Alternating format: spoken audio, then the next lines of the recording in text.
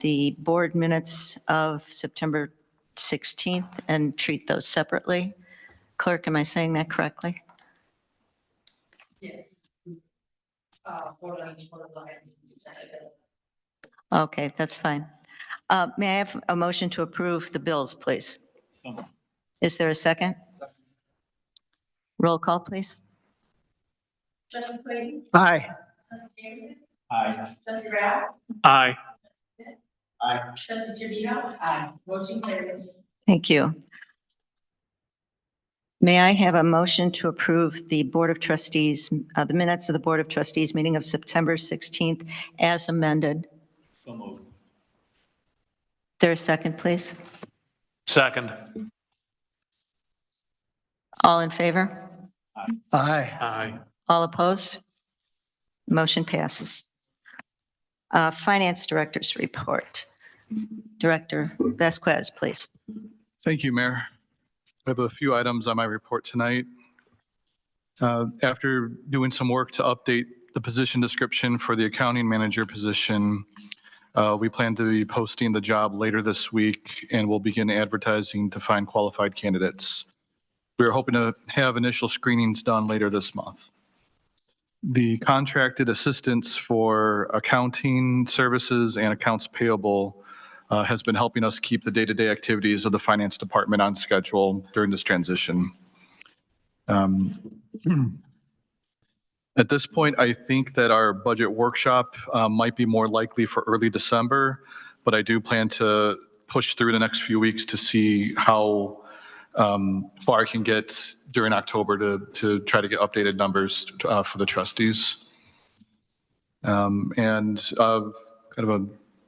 the brighter note, I did receive an update from the state, and I now feel relatively optimistic that the $200,000 grant we applied for related to the Saunders Road water main replacement work that was done back in 2024 could be approved and a check written before the end of 2025. So I'll continue to update the board if I hear any more progress on that. And that's all I have for tonight. Are there any questions for our Finance Director? Seeing Treasurer is not with us this evening. Director of Community Services, Director Wick, please. Thank you, Mayor. I only have two items to discuss that won't be part of the new business later. The first is for the Saunders Road STP project. The contract with Builders Paving is still within IDOT's central office, awaiting for their approval. And the work on the water main break at Brayburn at Saunders Road will begin. It's anticipated the week of October 20th. Notices were delivered to all local residents this afternoon. We anticipate that two things. One, that traffic will be minimized as far as disturbance. There will be flaggers and working. We'll only have one lane closed periodically at a time. And just to avoid a lot of phone calls coming in, we fully expect that project to get picketed because Clover Construction is being audited by the Department of Labor. They claim that they are not paying prevailing wages on other projects. So we would anticipate some kind of picketing action on that project when it starts. But we'll handle that if and when it comes. That's all I have. Trustee Jamerson, please. Can I ask a question about prevailing wages? Yes. Whenever we work with a contractor that is supposed to be paying prevailing wages, and maybe this is for the both of you, do we get all of their prevailing wage paperwork? Their certified payrolls that prove that they were actually getting and paying their people prevailing wage? I'll let you handle it, Tony. So there were some changes to the prevailing wage act or law that put the onus on the vendors to submit their paperwork regarding prevailing wage to the state directly. That was a few years back. For vendors that we require prevailing wage from, we still do have them email us copies that we'll usually attach with the invoice so we have the backup if they provide it to us. if they provide it to us. Yes. I think that we should be requesting and requiring them to provide it to us. If they're saying they're paying prevailing wage, then they should be filling out the paperwork. I don't care what the state says. We also have the responsibility to make sure that our vendors are actually paying prevailing wage. We can certainly And that's, request it. it's a simple certified payroll report. If they're used to paying prevailing wage, it should be a click of a button. So that's my only comment. Are there any other questions or comments? Thank you. Next, our attorney's report, please. Everything I have is on the agenda. Okay, police report, chief. Yeah, I'm just, my computer just froze. Hold on. Here we go. Perhaps if you unplug Okay. it and plug it in again. Police activity is in your packets. A couple of comments that I wanted to make on a couple of issues. There's been some questions about our flock camera sharing. Those are our automatic license plate readers that we have put up throughout town. And there's been some concerns with some villages about who's seeing that, who's seeing their cameras as far as the federal government.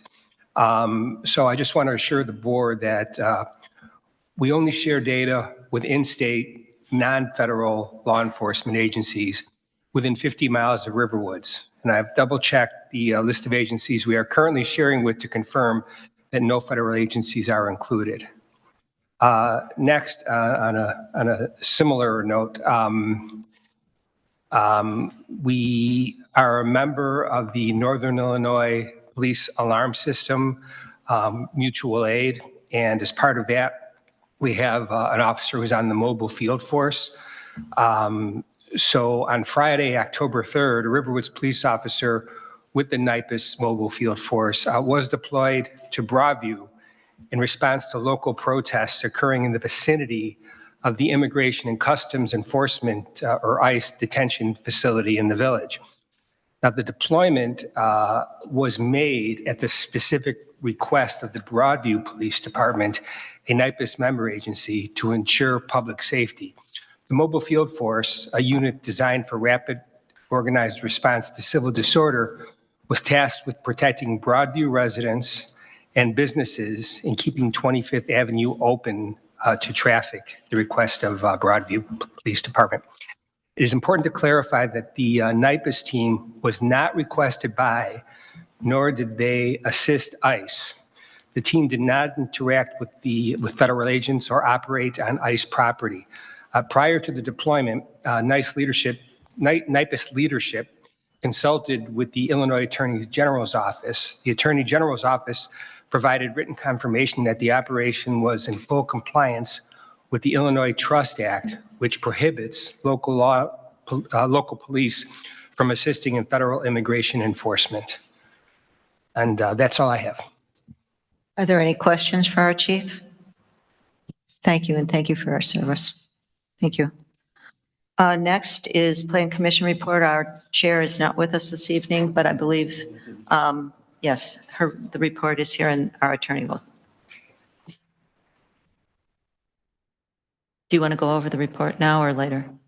Well, basically, why don't we do it later because it'll Okay. be part and parcel of the ordinance. All right. Zoning Board of Appeals, our chair is not with us this evening. Fire District Report, our fire chief is not with us this evening. Information and items and comments from the president. First on the list is the South Lake Mosquito Abatement District Status Report.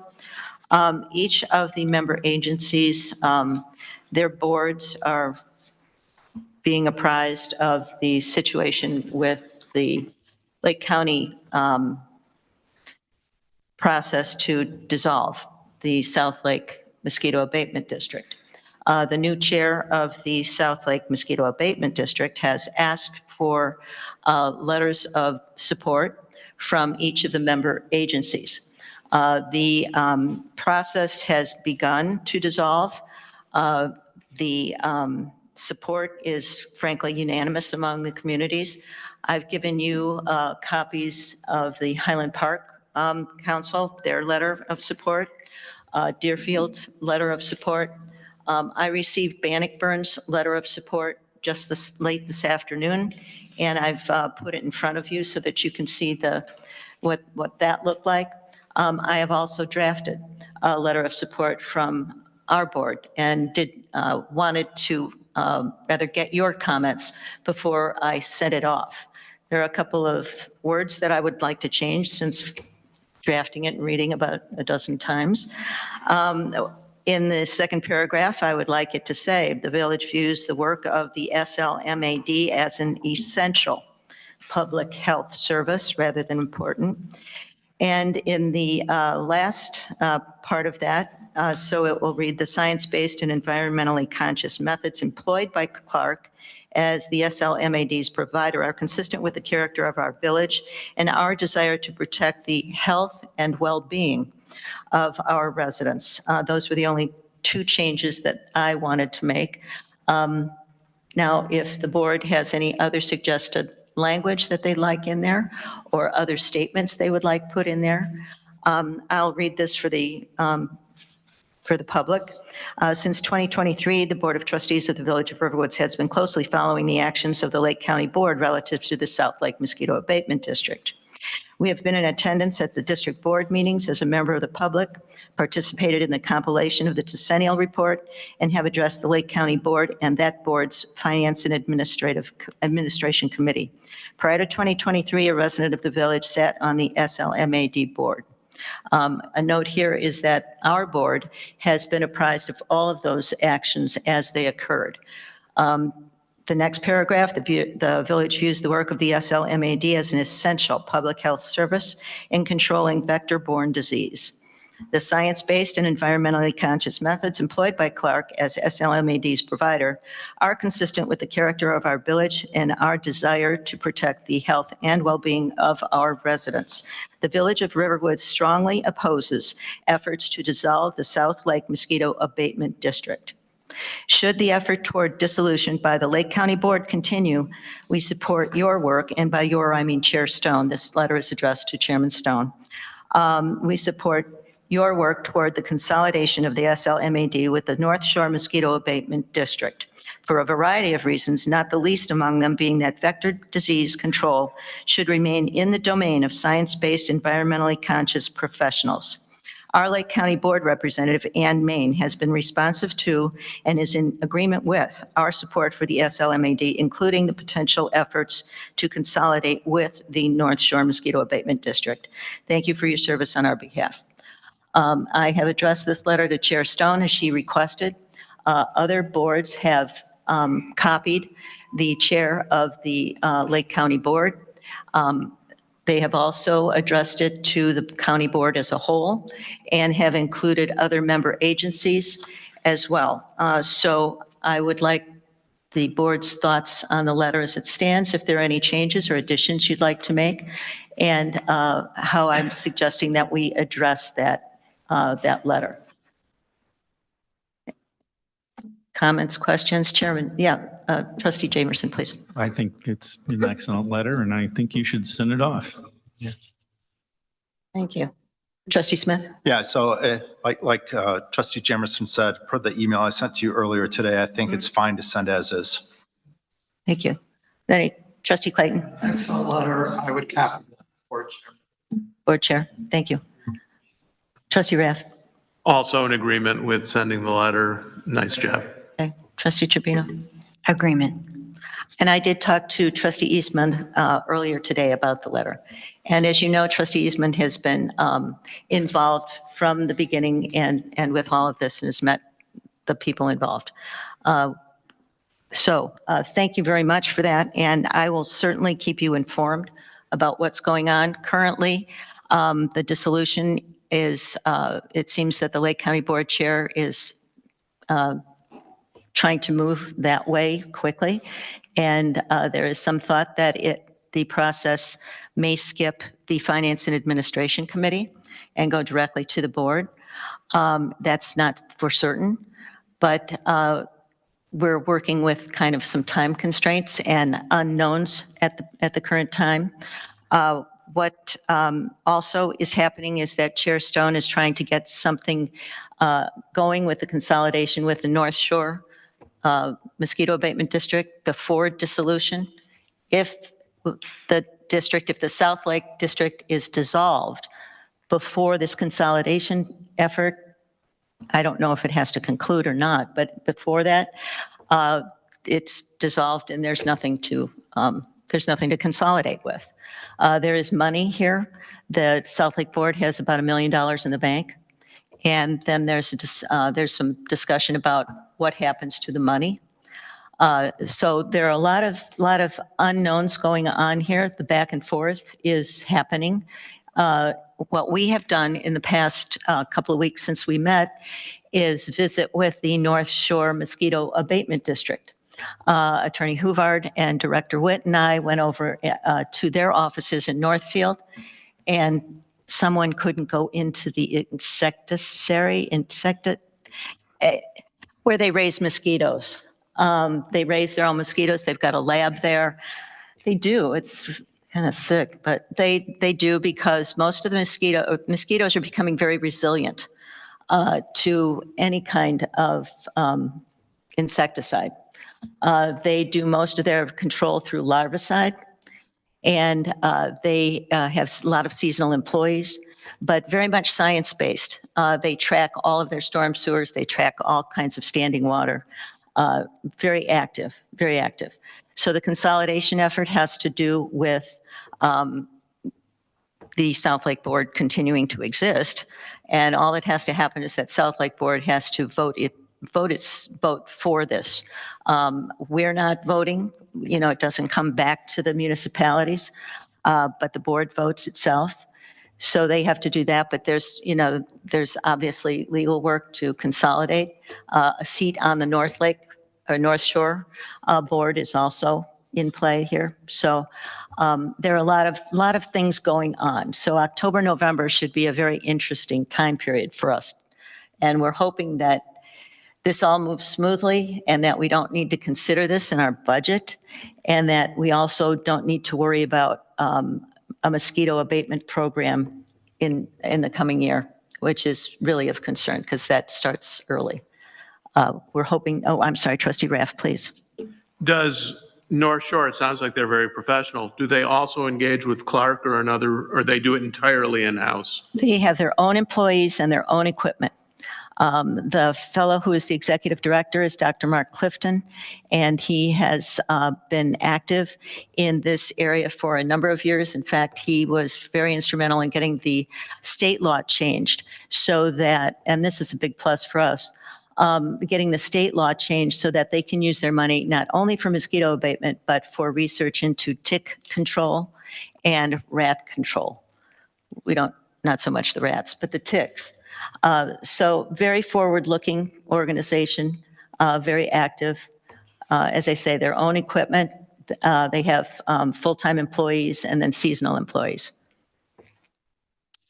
So I invite your questions at any point in time. The next meeting of the South Lake Mosquito Abatement Board is October 14th.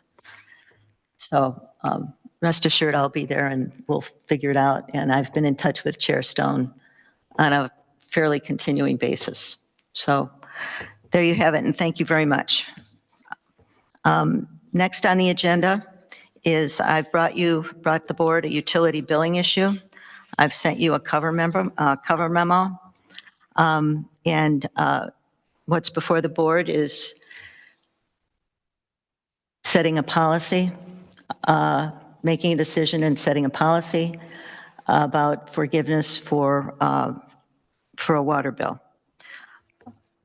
So to go further with this, would you like me to, has everybody read the memo?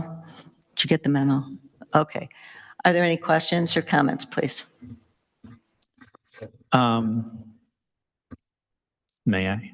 Oh, absolutely. Trustee Jameson. I'm sorry, you didn't recognize me, so I started without you. That's all right. I understand the residents' issue, and I am sympathetic, very much so. However, the village did have to pay for the water because we buy it from Northbrook. I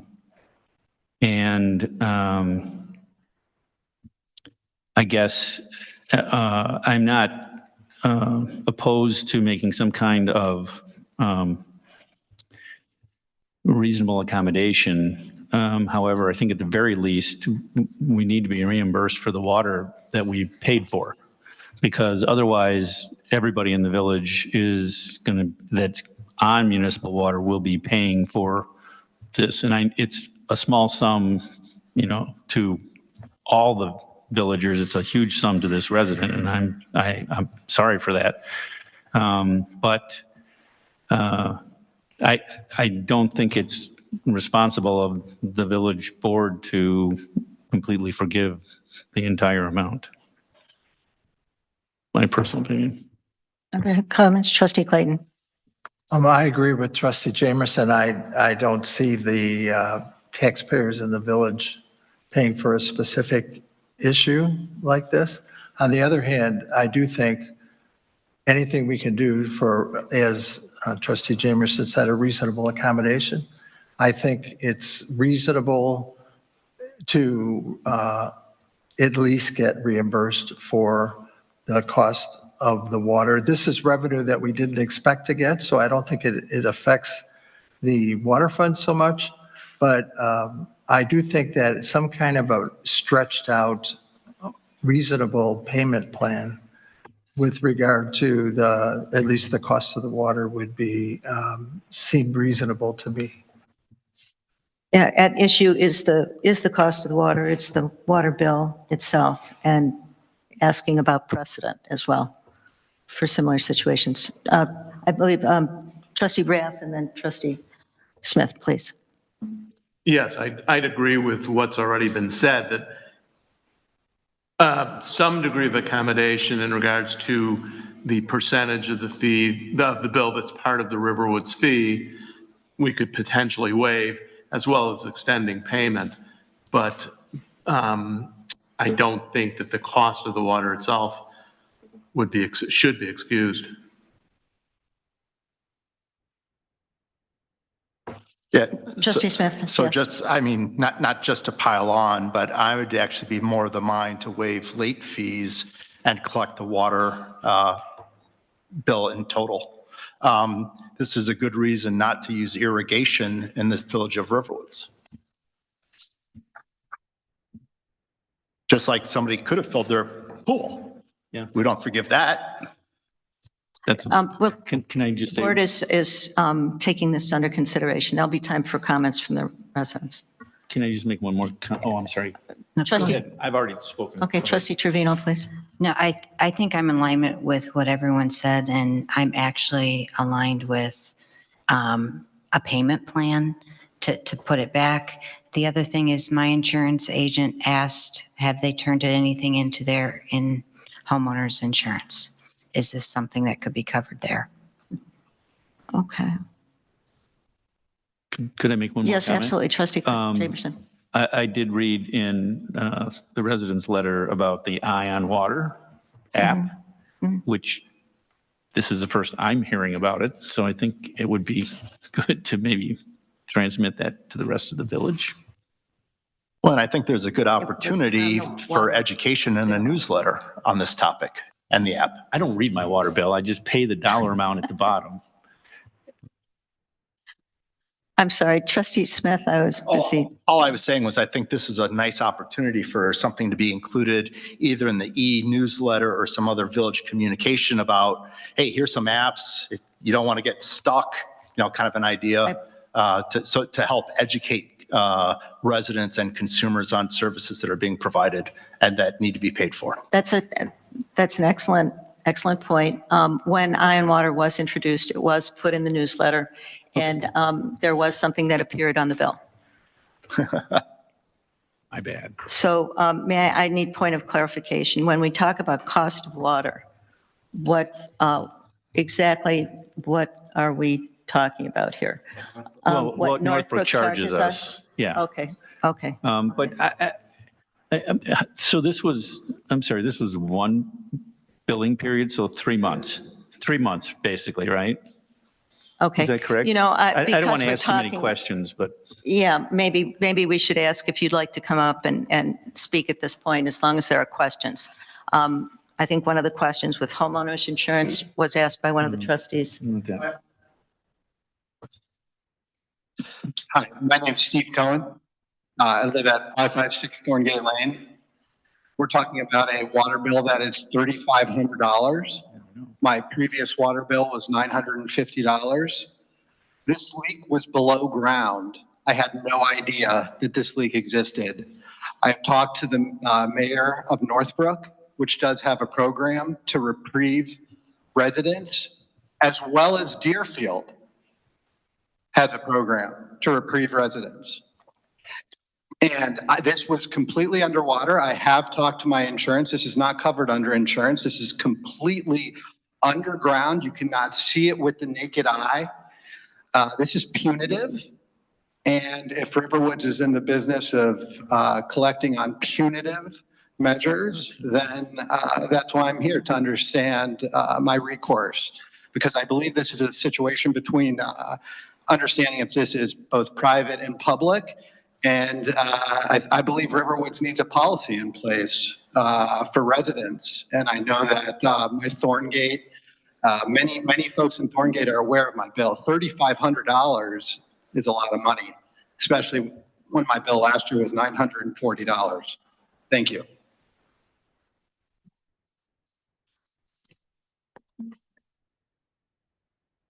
Does anybody else wish to speak on the matter?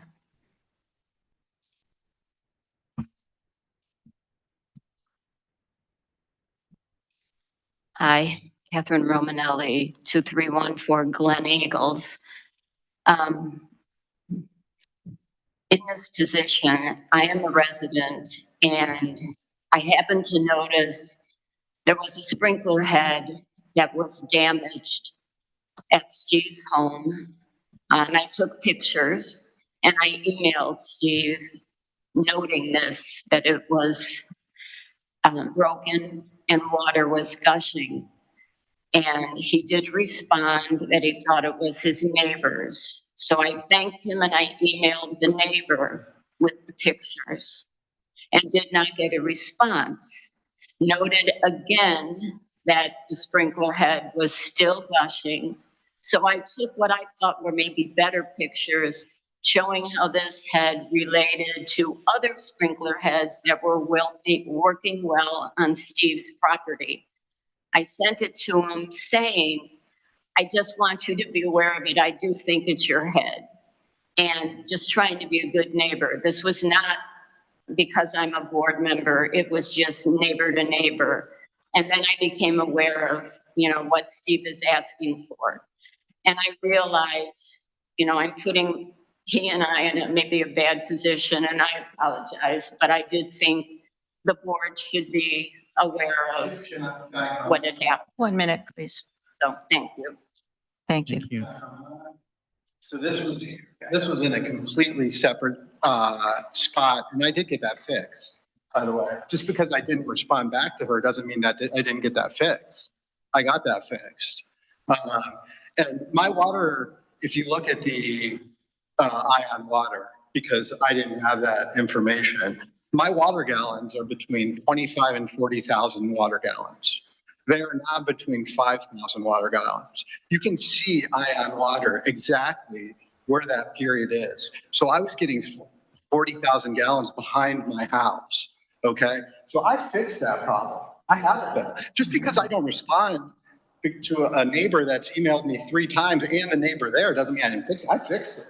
Okay, this is someone, I Thank you very fixed it. much. My issue is a $3,500 bill, and it was $940, had nothing to do with that. And this is a punitive measure. All I'm talking about is recourse for that bill. Thank you very much. I think you certainly can. Trustee Clayton. I'm interested in the use of the word punitive. In what sense is this punitive? Can you go to the microphone? Yes. Yeah, thank you. Yeah, the fact that it's punitive is that I did not see it with my own eyes. Unlike what she's saying, where there was a water incident, where it's gushing water and you can see it everywhere. This was underground. This was underground with D&D. It was below the ground. You cannot see it. You can see in that ion water, I am getting 40,000 gallons. 40,000 gallons. Now I'm averaging 5,000 gallons. That's the biggest difference. That's a punitive measure. You can't see it. You can't fix something you can't see. Well, Yeah, Thank you. Thank you. Trustee Jamerson, please. so we charge $10 roughly 1,000 gallons of water. So a $3,580 bill is 358,000 gallons of water. I don't care if that's leaking underwater or not, underground or not. It had to be coming to the surface someplace. It had to be coming from the surface someplace. It was completely literally. The leak may have been underground, but 350,000 gallons of water in a 3-month period is not going to completely dissolve into the ground. Oh, But if you're going to say something, you have to talk on the mic, so it's on the record, please. Anyways, that's beside the point. I truly believe that this is not a punitive charge. We have to pay for water. And Northbrook and Deerfield are much larger villages than we are. They have more resources at their hands than we do. And I do not feel that having you pay for the cost of the water, not the $10 that we charge you, because we pay Northbrook for our water. And we have to add costs to that to maintain the system. So you're not going to be paying $10 a 1,000 gallons. You're going to be paying something less. Okay, that was what I was suggesting. okay. What we paid for the water, not what we're selling it to you for. Those are two different numbers. If I may, the past, please. The issue is not simply just Mr. Cohen. No, I understand that. The That's why issue is leaks in a private piping. And it is also, the precedent that we have a number of not only in-ground systems in the village, but we also have other pipes water pipes within people's homes. So if we start talking about forgiveness or establishing a policy, because this is a little broader than simply Mr. Cohen, I did want the board to weigh in on this. I did not feel that, of course, staff has the ability to waive late charges and establish payment plans and so forth. But this happens to be an issue of reducing revenue to the water fund. And the stability of the water fund is something I think the board should consider. So all of those things go into it. It's not simply Mr. Cohen, it's a precedent, and how shall we develop a policy, and what shall that policy look like? So that's what I'm asking you. This particular instance came up, and it may well come up again, and how do we address that? How do we address that? Director Vasquez, please. Thank you, Mayor. So some villages do have policy that has forgiveness for such instances. There are also other villages that do not have policies like that in place. If Riverwoods were to consider some sort of policy, I've worked at a village that did have what I felt was a pretty good policy in place. I just want to kind of mention a few things that might be helpful if the board wanted to consider a policy. I would say that having some kind of proof that a licensed contractor, plumber, repaired the issue would be helpful. Since we know how helpful the Ion Water app can be at tracking usage and giving alerts, we could require that if they are not signed up for that as part of the forgiveness, whatever forgiveness the board decides is appropriate, that they must create an account so that it would get more people signed up for this very helpful app that would hopefully keep this from happening again. And probably some sort of limit on either once per the history of the account or once per some large period of time, so that you don't have someone that, were to come, every year saying, oh, I have this issue, I had this issue, I had this issue, where hopefully these measures of good contractor repairing it, getting signed up for the Ion Water app, and putting some kind of limit in place, if you were to consider it, we don't want to have residents to continue to run into issues like this. We want to try to solve the problem once. And I do agree that in terms of what should the village collect, the wholesale water rate that we pay to Northbrook does make sense. I've also worked around, one place I worked had an equation where we took the bill of where the leak was captured, and we looked at the history of the account holder, because everyone uses water differently, and we took the highest one that they had ever used without a leak, and we found that difference. And in that particular village, the village would give relief for, I think it was half. I can't remember if it was a third or a half, but they use that as a calculation.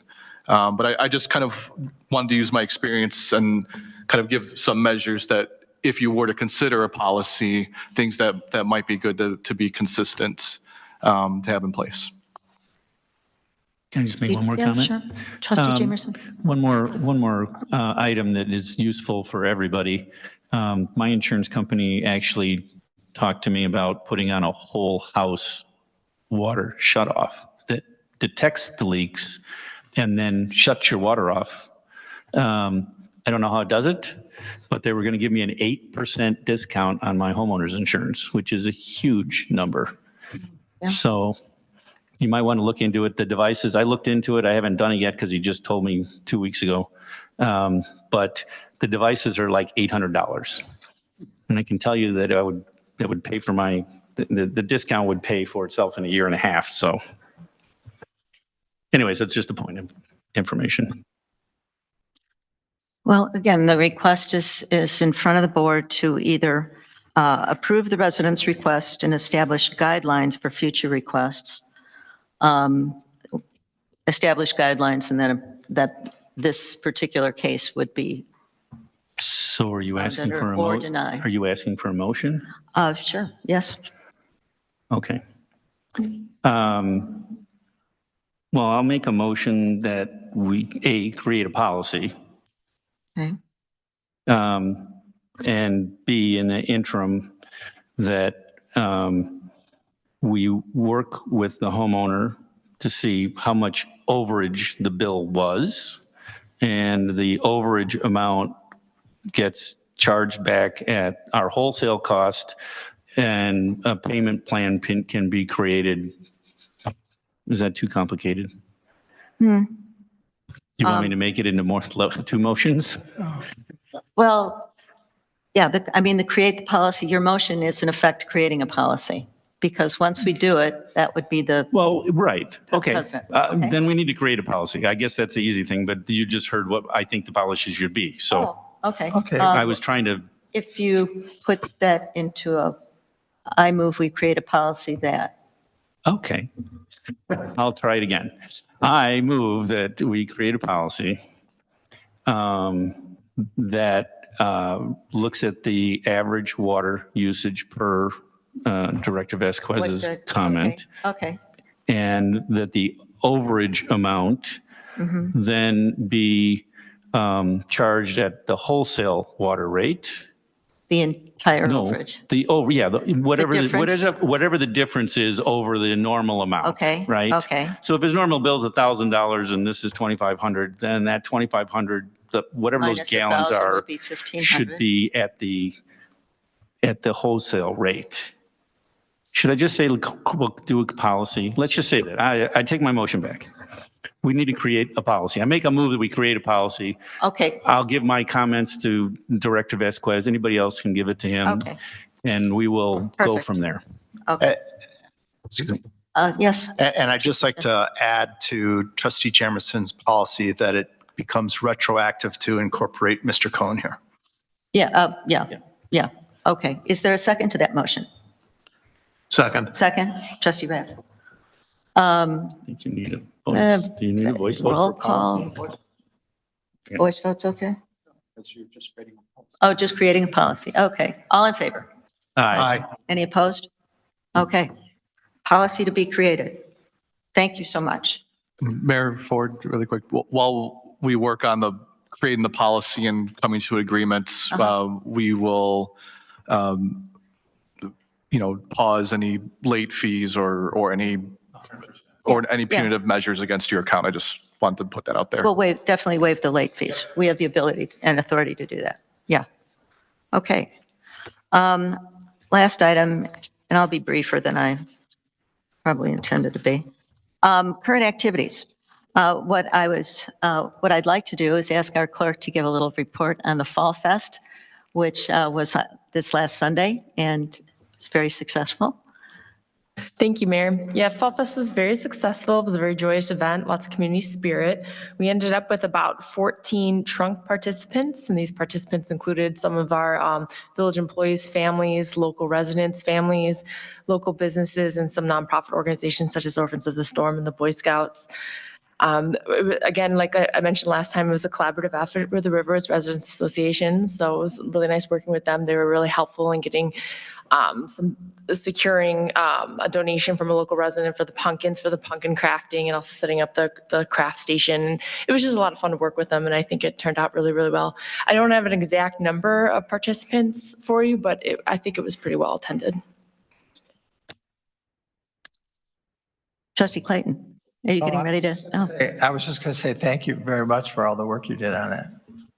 Yes, and as part of my report on, things that have been happening that you might want to know about, our clerk was really a force. Really did a lot of work on this, very organizing the contracts, the vendors, insurance requirements, and so on and so forth. She was ably assisted by Dayton Litwin, who is also part of our staff, the police department, and the village hall staff, and Vivian Hofeld from the building department. They really did a lot of work. And so that's what we've had going. The other things that we have had going, followed up with the Deerfield Park District to see if we could get our equipment on their inspection cycle, working on a response for all these fiber installation people who keep calling trying to get in touch with the village. We've got the insurance renewal that'll be coming to you in the short term. We did have a call on the 37 acres talking about a residential development. I don't know where that's going. We had some personnel, you've heard about the personnel issues that we've been working on. And just for your information, we get FOIA requests, and we get a fair number of those. Year to date, we've gotten 46 FOIA requests. And the police department has gotten 52 for the village hall and 46 for the police department. Those FOIA requests can take a great deal of time, and they are important that we do those timely. Building department, you've seen year to date, 216 permits. We're all very busy here. Tree permitting, 95 trees to date, 30 cost shares. And so there's a lot of activity. There's just a lot of activity. I reported to you about the South Lake that we've been working on as well. So just want to keep you abreast of what's going on, and that we're still trying to keep the operations moving forward. So with that, we can go to visitors wishing to address the board, which I think you already did. I know, Mr. Cohen, that I said that would be the place, but it was probably better done with the discussion that we had. You really need to come to the microphone. I would just add to what the gentleman said about the Eye on Water. I think it's a great app. I had no clue. I called the village to tell them as soon as you open the app, you can see how many 40,000 gallons compared to when you have 5,000 gallons. So I think the app's great. I think even if you send it out once, you send it out 15 times. I've talked to my neighbors. No one knows about it. I think it's a great app. I think you should probably just advertise it a little more. We'll just put it in the, Thank you. in the newsletter again. Newsletter. And talk up the newsletter, please. We need more people to sign up. It's important. Okay, anybody else wishing to address the board? Catherine, Russ, Barb, anyone? Anybody in that last row over there?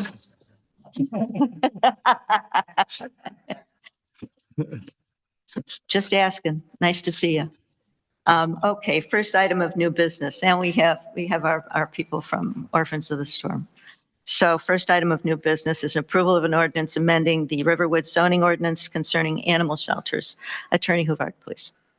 If you turn to page 28 of the packet, there's the report from the Riverwoods Plan Commission. In order to accommodate the complete new build that the Orphans of the Storm would like to put on their site, we looked at what the zoning currently provided. Orphans of the Storm came into the village before there was a village, and so it was operating under a grandfathered situation. It never actually had previously been granted a special use. It was here before us, right? We had a language for an animal shelter in the R1 district that was adopted in the 1980s for King's Kennel, for some of you who remember that was on Saunders Road. As many zoning matters are in the village, if you go back a certain number of years, I like to say before word processing came about, things were done in an abbreviated fashion. So the special use said animal shelter and kennel or something like that. And it basically would have allowed an animal shelter anywhere in the R1 district.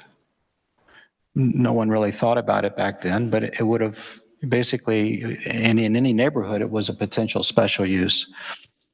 When staff looked at this, we thought it only made sense to have an animal shelter on a sufficiently sized parcel in an area that wouldn't be, adverse to neighbors. And so we suggested the text amendment, which is before you tonight, which removes the old definition and substitutes a new one. The new definition is here in the Plan Commission report. Animal shelter as defined in the Animal Welfare Act of the state of Illinois. So now we have a licensed facility.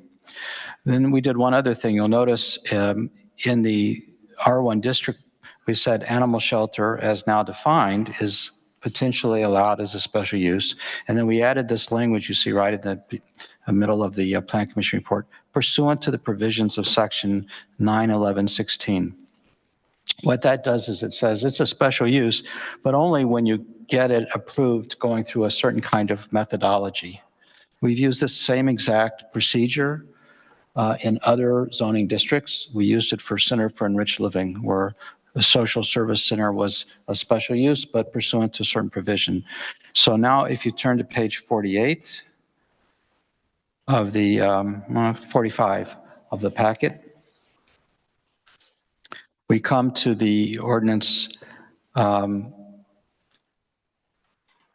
creating this text amendment. It recites the fact that the Plan Commission had the hearings that were required by law. And as you know from the Plan Commission report, I skipped over it. They recommended approval of both the text amendment and the next matter we'll take up. Here it has the language with the definition for animal shelter on the second page of this ordinance. And then you'll see, this is page 46 of the packet, section 91116. Before granting a special use for an animal shelter, the Board of Trustees shall find and has all the required findings, minimum size of the parcel, design considerations, drawings, procedure. And basically, this is what we backed our way into with Orphans of the Storm. They basically followed this procedure. So their request was basically to be approved as an animal shelter, assuming that we approve this text amendment. So could stop here and take questions on the text amendment, or I can go on to the special use ordinance. You want to do these separately? You can do them separately if you like, if you want. Okay, may I have a motion to waive first reading? I'll make a motion that we that we waive first reading on an ordinance amending the Riverwood zoning ordinance concerning animal shelters. Second. There's a second. All in favor? Aye. All opposed? Okay, motion passes. May I have a motion for second reading and adoption, please? Is So moved. Second. Second. there any further discussion on this? Roll call, please. Trustee Jamerson? Aye. Trustee Raff? Aye. Trustee Smith? Trustee Trevino? Aye. Trustee Clayton? Aye. Motion carries. Ordinance number 251011. Okay, our next item of new business is approval of an ordinance granting a special use for an animal shelter and approval of a development plan for Orphans of the Storm. Attorney Hubbard, please. So now I'm on page 49 of the packet. Again, if you turn back to the Plan Commission report, the Plan Commission voted unanimously to recommend the granting of a special use for an animal shelter to Orphans of the Storm. We included the minutes of the meeting, the hearing, so that the board would be able to read the comments. And what we did in the Plan Commission report to save some redundancy is to indicate that the findings that are necessary for this kind of special use are adopted by the board and were in fact also found to be true by the Plan Commission. Those findings are on page 50 of the packet. And it's in the second whereas clause that starts on this page, whereas the village board finds that the standards set forth in 9/11/16, now we know that's the new section you've just approved. And what this section does is it goes through and reflects on what are the factors that make the granting of the special use appropriate in this location. Obviously, the fact that the petitioner has been there since 1928, that the tract size is of sufficient size, that the parking setbacks and building setbacks were, as shown in the development plan, were recommended by the Plan Commission, that they're going to provide qualified and experienced supervisory personnel during appropriate hours to meet applicable regulations. And all of this is encompassed in their submittals, which include elevations, which have been presented to the board, civil engineering drawings, and a narrative statement, which we called out separately as Exhibit B to this ordinance, because in the petitioner statement, they give a very detailed description of how they plan to operate. This was presented in testimony to the Plan Commission. Finally, I would just call attention to page 51 of the packet. After going through the findings that are necessary to grant a special use, in section 3, the ordinance states the village board accepts the recommendations of the Plan Commission and, subject to the terms, conditions, and limitations described in the ordinance, authorizes an animal shelter. Here are the additional terms and conditions. These were the terms and conditions that were recommended by the Plan Commission with some editing for clarity and reducing, repetitive statements, but basically that the project will be operated in accordance with all of those documents which are listed in Exhibit A to this ordinance, and in compliance with their statement. Subsection B refers to an easement. There's an existing easement that the Orphans has granted the village years ago for a bike path. It's 7 feet in width. It's not sufficient for us to install a water main in the future, and if we needed to install sanitary, they need to have a 10-foot separation. And then beyond that, we need to have a few feet away from the roadway, which is possibly going to be widened by the county. So we've agreed that a dimension of 30 feet from the north of the right-of-way line of Riverwoods Road would give us enough room in which to put all of those various facilities. If we do that, which is not necessarily going to happen, but if we did it, the village would be responsible for relocating the berm and the sound and the noise wall that's on the property now. That's consistent with the existing easement agreement, which we already agreed to years ago, that they had the right, at the time they gave us the easement, they had the right to keep that wall and berm. So we've since had some conversations with Lake County. They're trying to come up with some ways of adjusting the right-of-way, even given their rehabilitation of Riverwoods Road. that would allow them to stay in the current right-of-way. And we may not ever need to go much further into the property for a future bike path. So this is really for abundance of caution. There were details in the easement agreement before, which we would replace with a more updated plat. And we've told Orphans that we would try and retain a number of the conditions in the earlier easement agreement as they related to, you know, the village being responsible if there's a bike path for maintaining the bike path, and not and just because it's on the easement that we would maintain the bike path and be responsible. So those are some of the things that are not laid out here, but we would try and apply when we come up with the easement. Following in section C of the ordinance, there were a couple of statements in the petitioner statement that in hindsight, when we look back, we saw were not needed to be adjusted somewhat. There were a number of dogs and cats. And then we talked about, well, when a mother has a litter, then you don't, you know, if you have 7 or 8 kitties or puppies, they're counted as one with the mother. And you get into the situation where then there was another facility that had a flood or something, and all of a sudden you had an inrush of animals for a period of time. The overall population is controlled under the state law and how they have to maintain conditions for the animals. So we inserted a maximum number of 240, and any combination of dogs and cats is just kind of a outside limit, and made a few adjustments that go. So this says the following clarifications supersede petitioner statement to the extent of any inconsistency. We wanted to make it clear this is what we had finally agreed to.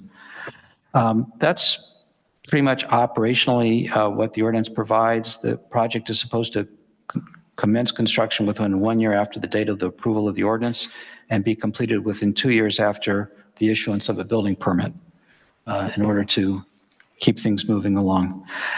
Orphans is here. If you have any questions or if they want to make any comment to ask for your support. Again, the Plan Commission voted unanimously in favor of granting this special use. Trustee Smith, please. Yeah, excuse me. I just had one question, Attorney Huvard, about the maximum number of animals, cats or dogs, 240. I thought I saw in the Plan Commission, or perhaps some information that Orphans provided, they were like, I'm going to use round numbers, 70 cat condos and 70 dog kennels, or 65, 67, something like that. Does the 240 then allow them to expand the number of condos and kennels, or is this more a just if? It's partly a just if, and it's partly, maybe Michelle, you might want to respond to this because this is one of the topics that came up as we were drafting. Hi, my name's Michelle Shields.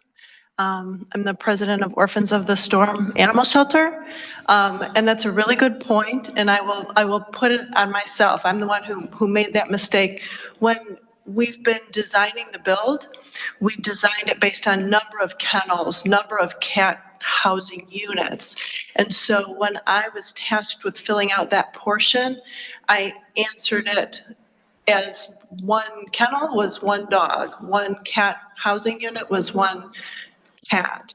And when you look at what our capacity is, we were talking about how to come up with something that made sense. We are, like Attorney Huvard said, we are regulated by the State Department of Agriculture. So there are rules that we have to follow anyway for humane care. And the whole idea behind the build is humane care for the animals.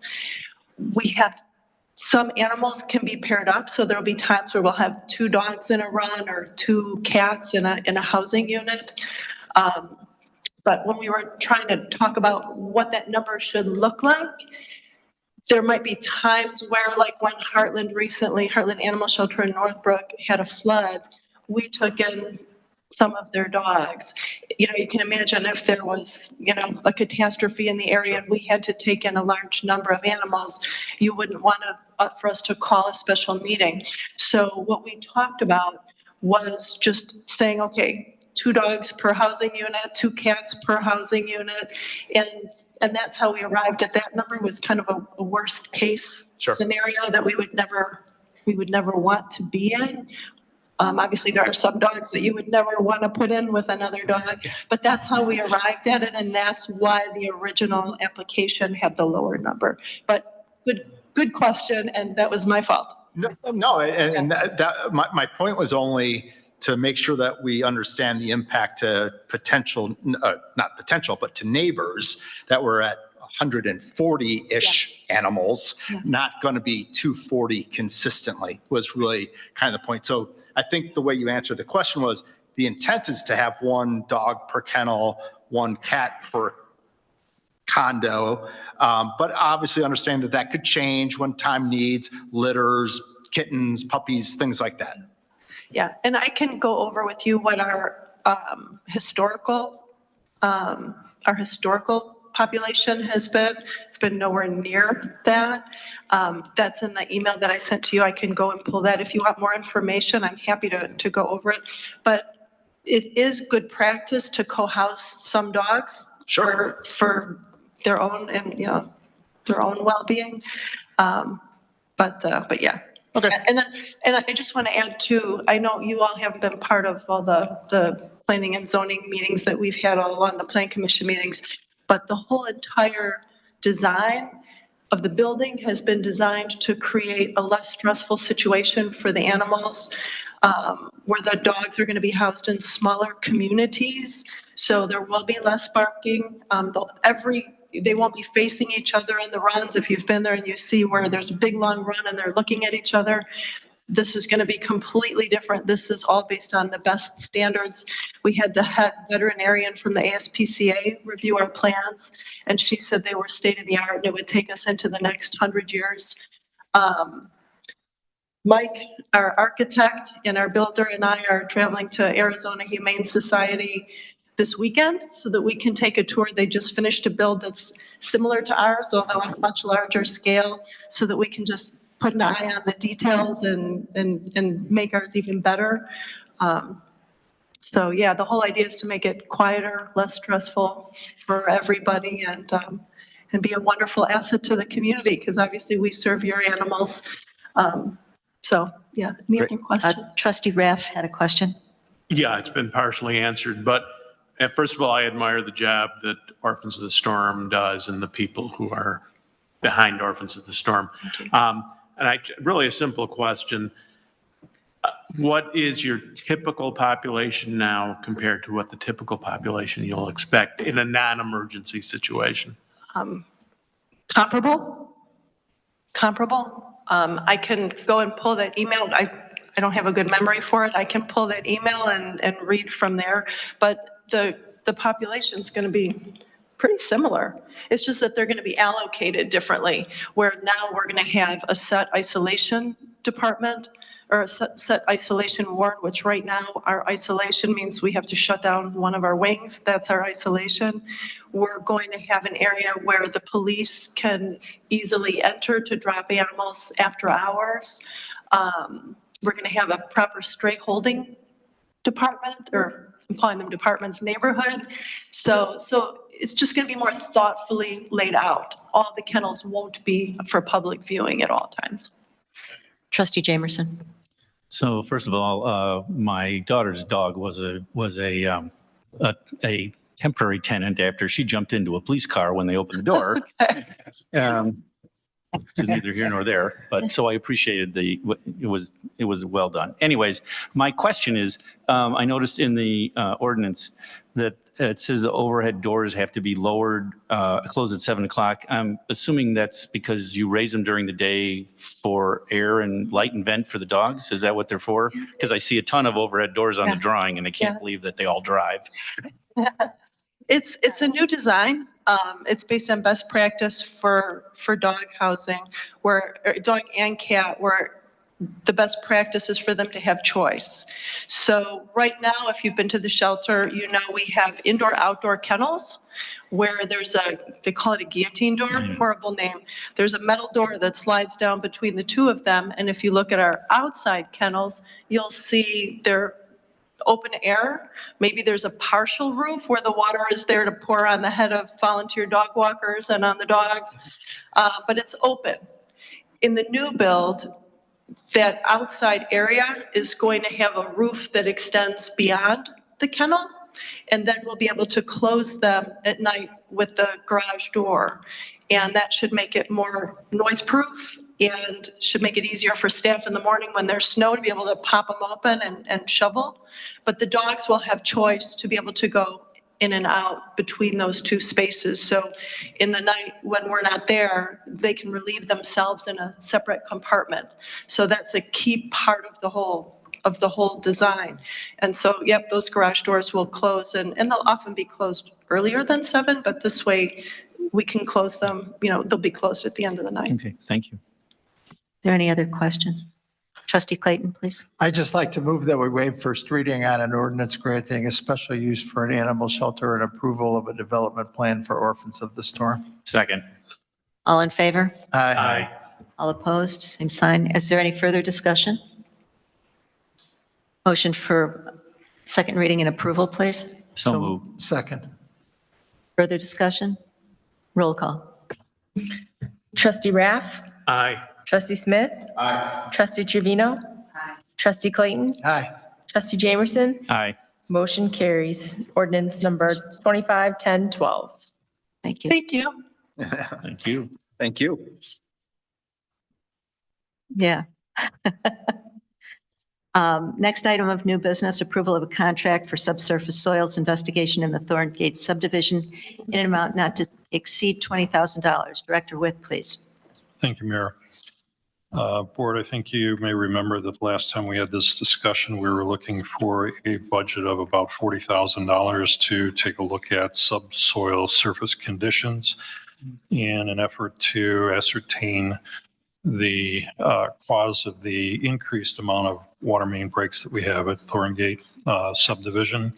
I would have to say, if anybody's really interested in seeing a piece of the pipe from the last break, it sits in the garage. You can come and take a look at that at any point in time to see out the blowout at one of the joints that had occurred during the lightning strike. We did go out for bids to 3 different companies we tried to get from. We received 2. Both of them under $20,000, and 2 of them were $166, I believe, apart from each other. One from AEC Anderson Environmental Consulting. They did the soils investigation work and the asbestos remediation for the FedLife building. And another one from a company called GZA, not GHA, but GZ as in zebra A.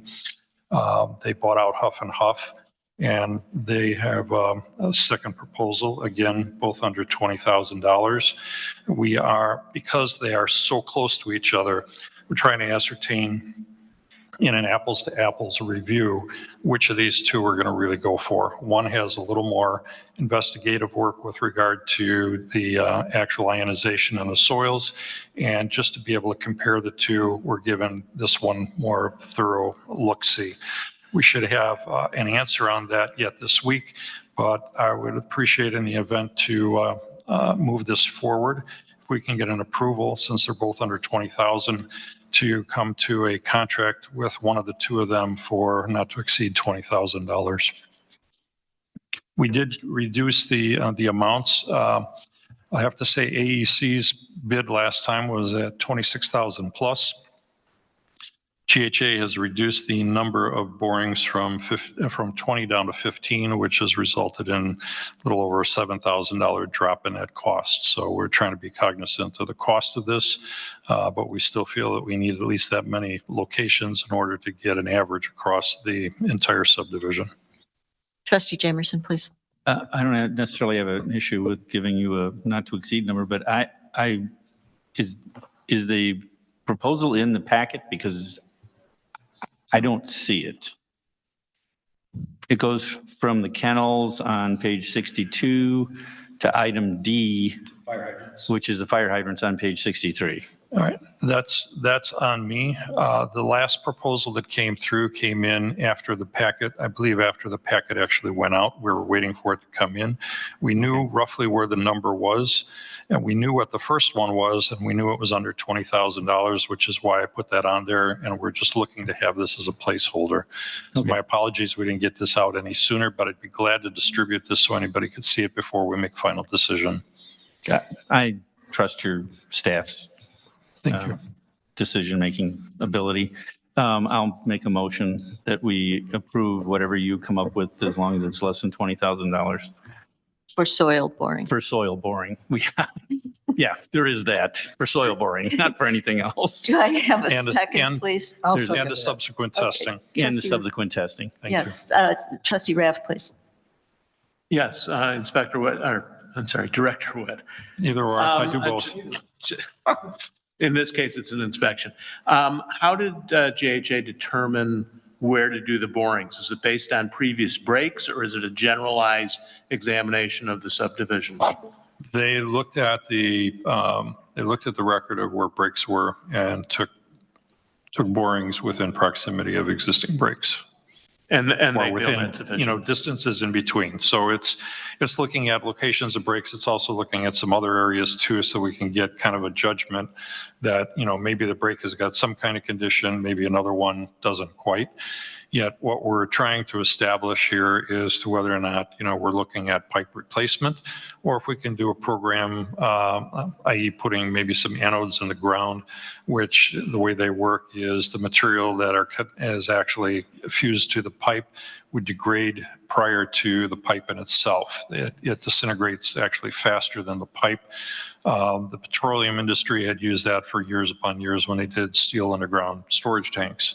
Now that they've gone to fiberglass, they don't do it anymore. But on the standard protocol for underground storage tanks at a gas station would be to put an anode on each side of the tank. And again, that material would disintegrate over time and leave the tank itself intact. So we won't be able to, go back and reinforce the pipe, but what we could be able to do, and this is a big could, we could be able to just prevent further deterioration of the pipe. But again, we won't know until we get results. Is there any further discussion? Thank you. Roll call, please.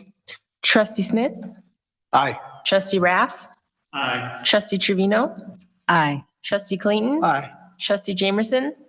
Motion carries. Thank you. Next item of business, approval of a contract for fire hydrant maintenance with Gaywalt in an amount not to exceed $21,615. Okay, thank you, Mayor.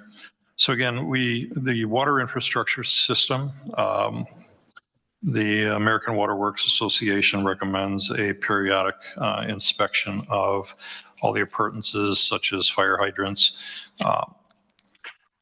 to actually exercise them, turn them on, turn them off, look at them, make sure that they flush. It's important to make sure that they actually flush out after an event so that the pipes don't freeze and break and cause another more damage to the system. Last year, we did half of the hydrants within the village. This continues to finish this year's or the subsequent year's review of the remaining hydrants in the program. The price, looking at where we were from last year, has gone up 10%. That is consistent with the price increase that you saw some time back with regard to the pay scale, that the new hourly rates that GHA came up with. It's because there is no real physical material needed here. This is strictly an hourly issue. This is a manpower issue. So the number here after the second round of asking for the bid came in at that 10%, which again was consistent. And we'll see the same thing as we talk about the water main valve exercising, which is the next item due up. Is there a motion for approval? So moved. Second. Is there any discussion on the fire hydrant maintenance work? I just have a question. Trustee Smith. Just one question. So with the fire hydrant maintenance, is that paid for by the water fund or how is that funded?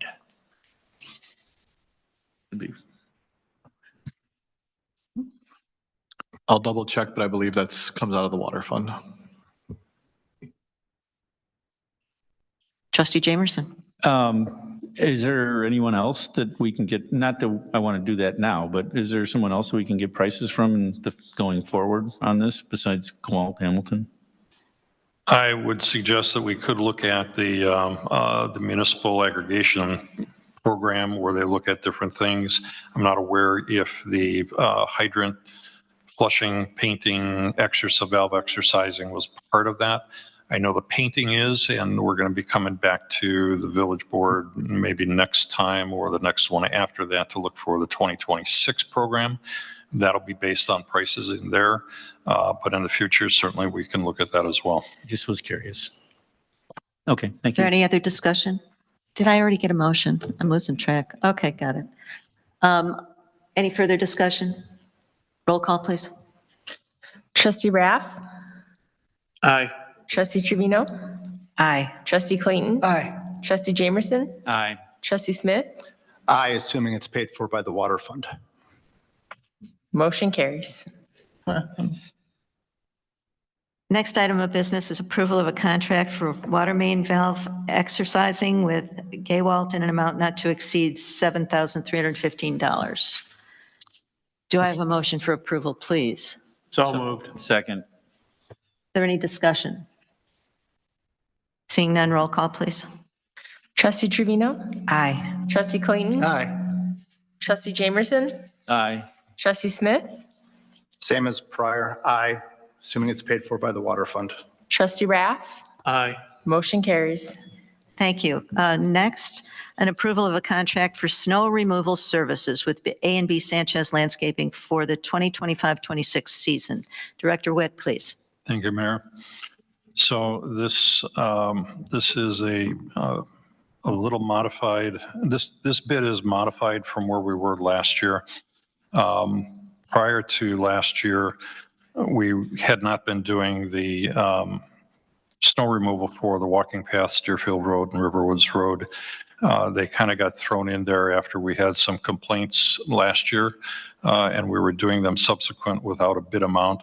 This year, we incorporated that into the bid documents, as well as added a small section of street between CubeSmart and Elevate, which is going to be public with the work that the county is doing for us up at that intersection going to the fire district, but this being on the south side of the street. So incorporating all of that into there and trying to pin down a little more heavy in language that calcium chloride is really needed to be used on our sidewalks in areas up against landscaped areas. Though that was the intention last year, I don't think we fully got that from the contractor that was actually doing the work. So we set out for an RFP. We sent out to 8 different contractors. We received 4 contractors were actively pursuing it. One, SE Inc. bowed out the day before the bid. We did receive 3 bids. One bid from Wayne Andre, his contracting company, was not fully responsive. He did not bid for the snow removal on the walkways. That said, his numbers were not the lowest for doing the streets and doing the parking lots. So between the other 2 that we got, A&B Sanchez was the low bidder. Their recommendation, part of their recommended, or part of their references, my apologies, included the village of Bannockburn, and they came with flying colors from village manager Hannon. She had nothing but good things to say about them, how they are very timely and very efficient and do great work. She can't speak any more highly of them. So with that, I would ask to get a contract put together based on the bid proposal that they prepared. We would prepare the contract and get that off. It did somewhat of a comparison between where we were paying things last year versus this year. Hard to really judge that because, again, I don't believe that the numbers that SE Inc. gave us were reflective of the cost of the calcium chloride, and that does come at a higher price. But just looking for the snow removals on the streets, this does reflect about a 17% increase in that. If we take a look at a typical snow event, we're probably paying about $1,900 a snow event more than what we were doing last year. Do I have a motion for approval, please? So moved. Is there a second? Second. Is there any discussion? Trustee Jamerson? I just please. have a quick question. Sure. On page 84 of the packet, under subcontractor listing, they're saying there's no subcontractors they're going to be using. So that means all of their drivers are their direct employees. Direct employee. That's Okay. my understanding, yes. Okay, thank you. Is there any other discussion? Seeing none, roll call, please. Trustee Clayton? Nay. Trustee Jamerson? Aye. Trustee Smith? Aye. Trustee Rath? Aye. Aye. Motion carries. Thank you. Thank you. Last item of new business is a discussion of a proposed ordinance governing the use of motorized vehicles. Attorney Huvard and Sit over here so I can look at the screen. oh, That's okay. go right ahead. Absolutely, absolutely. I can't.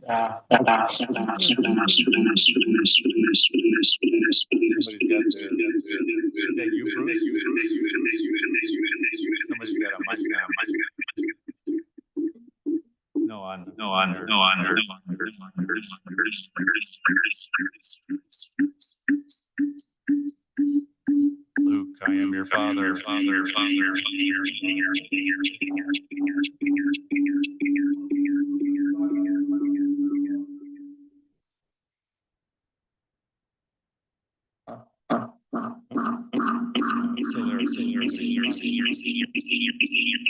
Somebody's logged into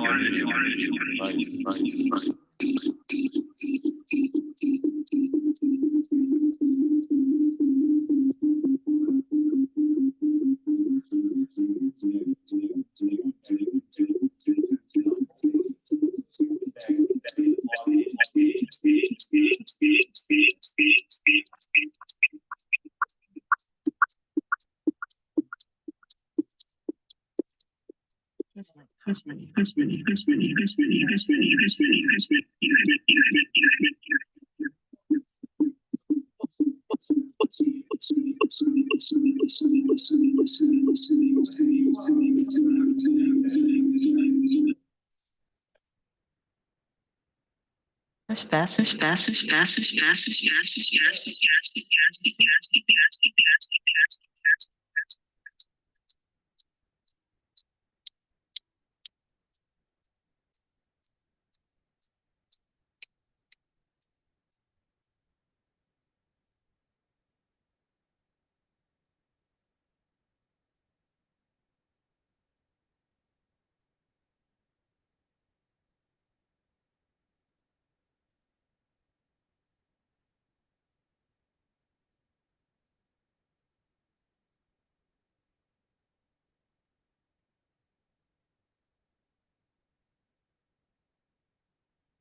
Are we back in business?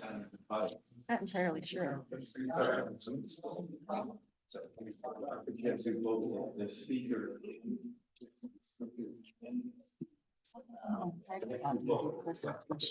Danny had extra.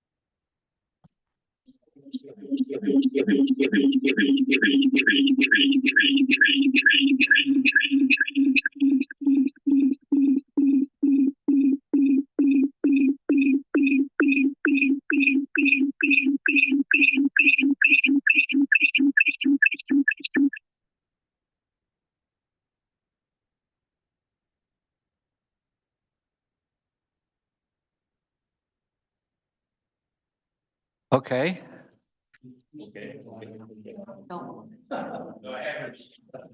Are we ready? All right.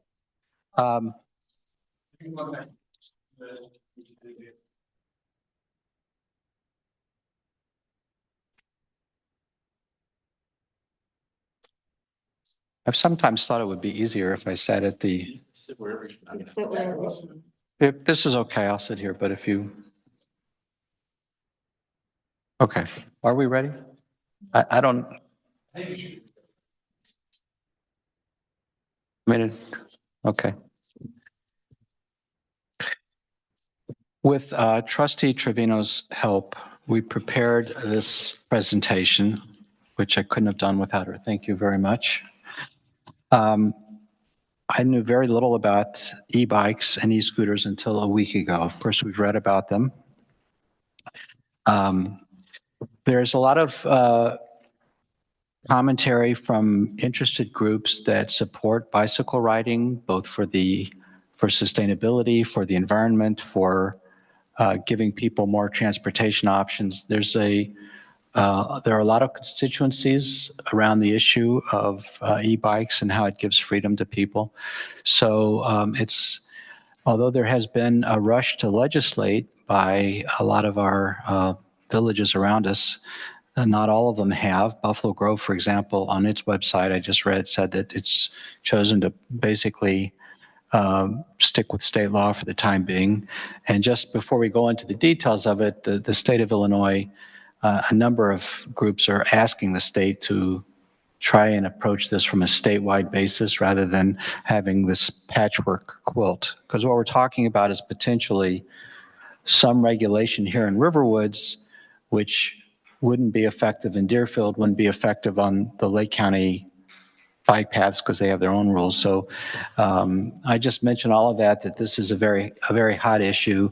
It started, as you know, because of the increased use of various types of electrically assisted vehicles. So in the presentation, if I kind of stick to the order of things, the next slide is what we have here. First, we just wanted to go through a brief review of what the different types of devices and vehicles. Some things are referred to as like a personal mobility device. Other things are consumer products. Some things are motor vehicles. We talk about the various age restrictions that apply to some of these. We talk about some of the location restrictions because where they can go differs depending on what they are. And then some possible regulations. So next slide. On the far left is an example of an e-bike. You'll find out that the state of Illinois defines them with 3 classes. This came about, I read that the e-bikes have been regulated now since 2002 because we have something called the Consumer Product Safety Commission, a federal commission, and they look at consumer products and they decide how they can be safely provided to the public. They have not the same jurisdiction. Someone else, I think, maybe one of the highway transportation divisions, makes rules when it comes to motor vehicles. So one of the underlying divisions is when is something a motor vehicle that has to be titled in a state, registered in a state, maybe require a license to operate, and when is something a consumer product? The definitions for e-bikes came from important advocacy and trade groups that thought about this for a while. Probably during the formation of some of the early regulations, there were comment periods.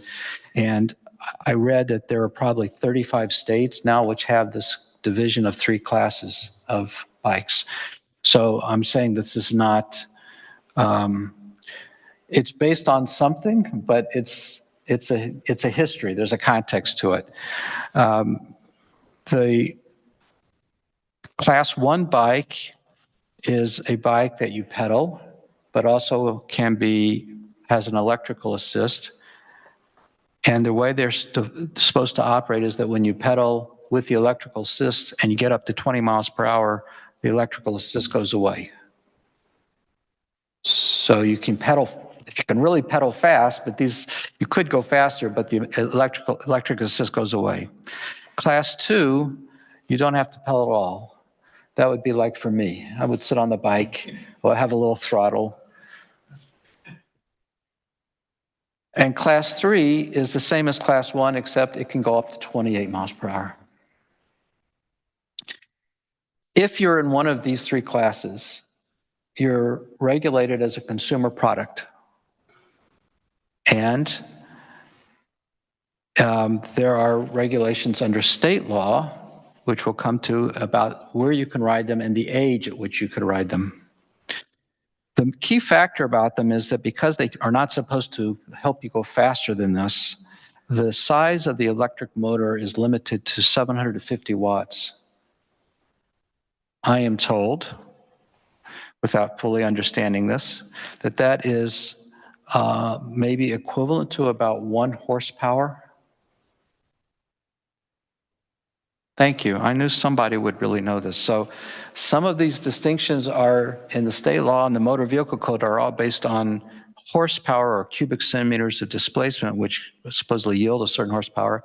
But the electric bike and the scooters are all based on watts, and there's actually nothing that tells you what the conversion is, except electrical engineers can tell us that. So Illinois says if you're a class 1, 2, or 3 bike, as many states do, you are what they call a low-speed e-bike. The next category I want to talk about is e-scooters. If you Google scooter, you'll come up with something like a Vespa. And a Vespa is in the picture just to the next one over. But in the definitions that are used today, an electric scooter is a stand-up device. I didn't know this. Did you guys all know this, that scooters are stand-up devices? They should probably give you a presentation. You're going to be tested on this, so you better listen. So then Illinois has a strange division between low-speed e-scooters, and then they don't define the other category, but everyone else has to come up with some term for them, so they say high-speed e-scooters. In Illinois, it says you can't operate a low-speed e-scooter on a street unless you're 18 years of age or older. Illinois does not regulate what you do with a high-speed scooter. I can't tell you why. It says that the use of scooters that are not low-speed e-scooters is subject to regulation by municipalities. I discovered this discrepancy because I went to see what a Divvy scooter in Chicago was. You know, Chicago has these Divvy scooters. Okay. Is the Chicago Divvy scooter a low-speed e-scooter or a high-speed? Anyone know? Any idea? I'd say high speed. It turns out that it is a high-speed because the Divvy scooter, when you rent it, goes 10 miles per hour for your very first ride. It's going to get better. Can't believe you're leaving now. Good night. But as soon as you've ridden it one time, it allows the rider to go up to 15 miles per hour. That's the speed limit on a Divvy scooter in Chicago. That makes it a high-speed scooter. And Chicago says anyone can use a Divvy scooter who is 16 and older if they have parental consent. So again, everything in this world, everything is arbitrary. It's based on definitions, but it doesn't follow normally what you think. The biggest category that I didn't really know about in Illinois is called a motor-driven cycle. It includes anything from 1 to 149 cubic centimeters of displacement. 50 cubic centimeters of displacement is equivalent to about 2 horsepower, if I've got my facts straight. A moped that is just under 50, that is 49 centimeters, and can go from about 20 to 30 miles per hour. It may take it a while to get there. And if you have a moped that's only up to 49 cubic centimeters, and doesn't exceed the speed limit and doesn't have a gear shift, there's several, conditions, they can be operated by someone with just a driver's license. And they don't require any motorcycle training because they're kind of, the word moped comes from motorized petacycle. Very popular in the 80s. They were very popular. In Illinois, if the motor-driven cycle is more than 49 cc's, if it's 50 cc's and up, it's basically a small motorcycle. It requires a motorcycle license. There's two categories of motorcycle license in Illinois, but for the smaller motorcycle, you still need, which means you have to have training. You can get a license for one of these when you're 16 or 17, I think, if you have a training course and if you are under the supervision of someone when you ride, and if you only ride during the daytime. I don't think you can get a full motorcycle license for over 150 cc until you are 18. So then we come to the problem makers. This is what I really want you guys to listen to. These are the problem. Not that you are the problem makers, but the problem makers are souped up e-bikes that they call e-motos. Stay away from these. And we want you to go to college and be successful. Not having any fun. I didn't say that. I didn't say that. So the e-bikes that are fast e-bikes, they're not, they're in a gray area. They're not consumer products that anyone is blessed as being safe. They're probably small motorcycles. If they go 45, 50 miles per hour, they're doing something like what a small motorcycle would be. They would have a definition greater than a motor greater than 750 watts, which takes them out of the low speed category. And this is what you are seeing sometimes that gives you a heart attack. People are on these, they go very fast. Under the state law, they would be categorized as motor-driven cycles, which means to operate them, you should have a motorcycle license. Probably what happens is that people who manufacture e-bikes make these also because they make up, different souped up versions. And then people go into the store and they think they're buying an e-bike, or a salesperson is telling them, this is really just an e-bike, when actually it's not a low-speed e-bike. So this is what's happening, that people are, gravitating to these things for the speed and the thrills, but they're not getting the training that you need for a motorcycle license.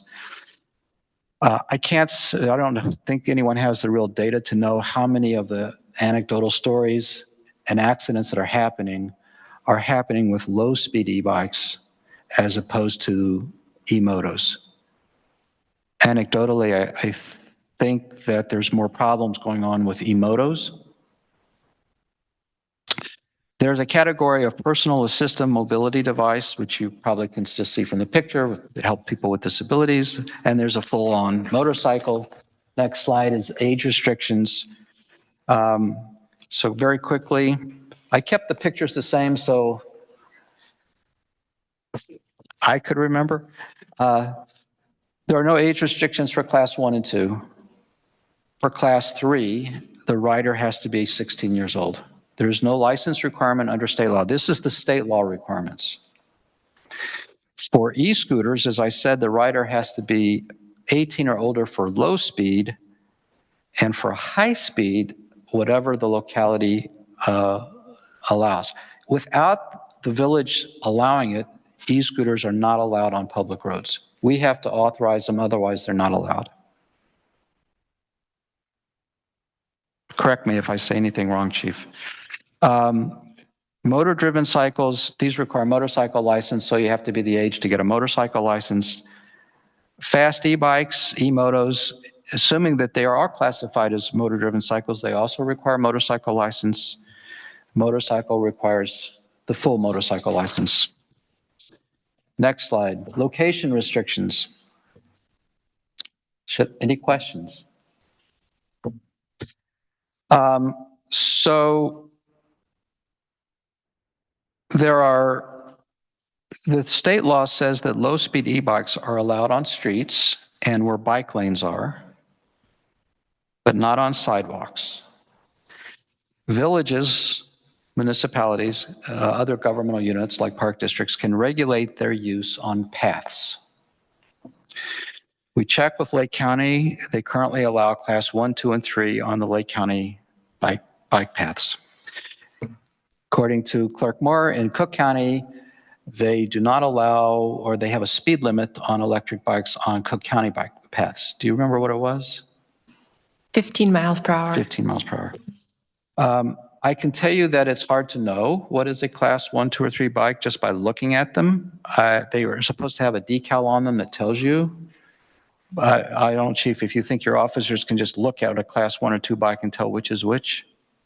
No, they'd have to look at the marking, and that's only if the bike was manufactured after 2018. Okay, so. Before 2018, they're grandfathered in, they don't have to have a marking. Okay. So for a motor-driven cycle of any kind, which would be any kind of Vespa or small motorcycle, or a big motorcycle, they have to be street legal. And street legal is basically shorthand for saying they have to be titled. Send your answers to the test questions in by mail. We'll get back to you.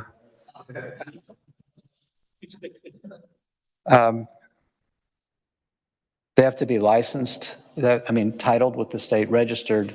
You have to have insurance, all the requirements that go with the motorcycle license. So that's what street legal means. Also, they have to have, mirror, lights, license plate. Motorcyclists in Illinois are required to have protective goggles or a screen. They're not required to have helmets in Illinois. Okay. So Bruce, I think what's interesting about location restrictions, you mentioned they have to be street legal to be driven on the streets. What I've seen just kind of on the North Shore is probably primarily younger males going very fast on what I would guess would be essentially the high-speed e-bikes on sidewalks. Mm-hmm. Not allowed. Not allowed. Not allowed. So if it's street legal, it's street only.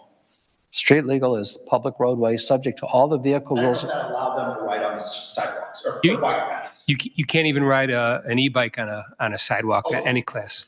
No e-bike on a sidewalk under state law. So possible restrictions. How am I doing so far? I lost all my audience, but how am I doing? Is this helpful? Close to his house, but lost the audience, most likely to be riding on. Is this? I just want to know. I'm trying to stay helpful and succinct. Yes, you're doing continue. Okay. You're good. Local restrictions. So I can send you a link. One of the organizations has provided a list of about 30 municipalities with a quick one-line synopsis of what their restriction is, all different. One option is to just follow the state law without changing anything for the time being. Another option is to set a higher minimum age for the operation. So the class 3 bike is already 16. A number of municipalities have set a higher age for the class 1 and 2 bikes. Some have said 16, some have said 14.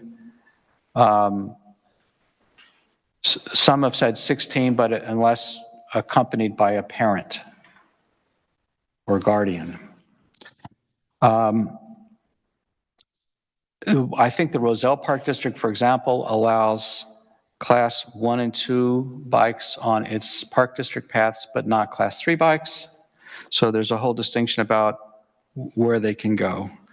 Glencoe and I don't know if I recall Deerfield, but a number of communities have said you not only have to be 16, you have to also have a driver's license, which is not a state law requirement.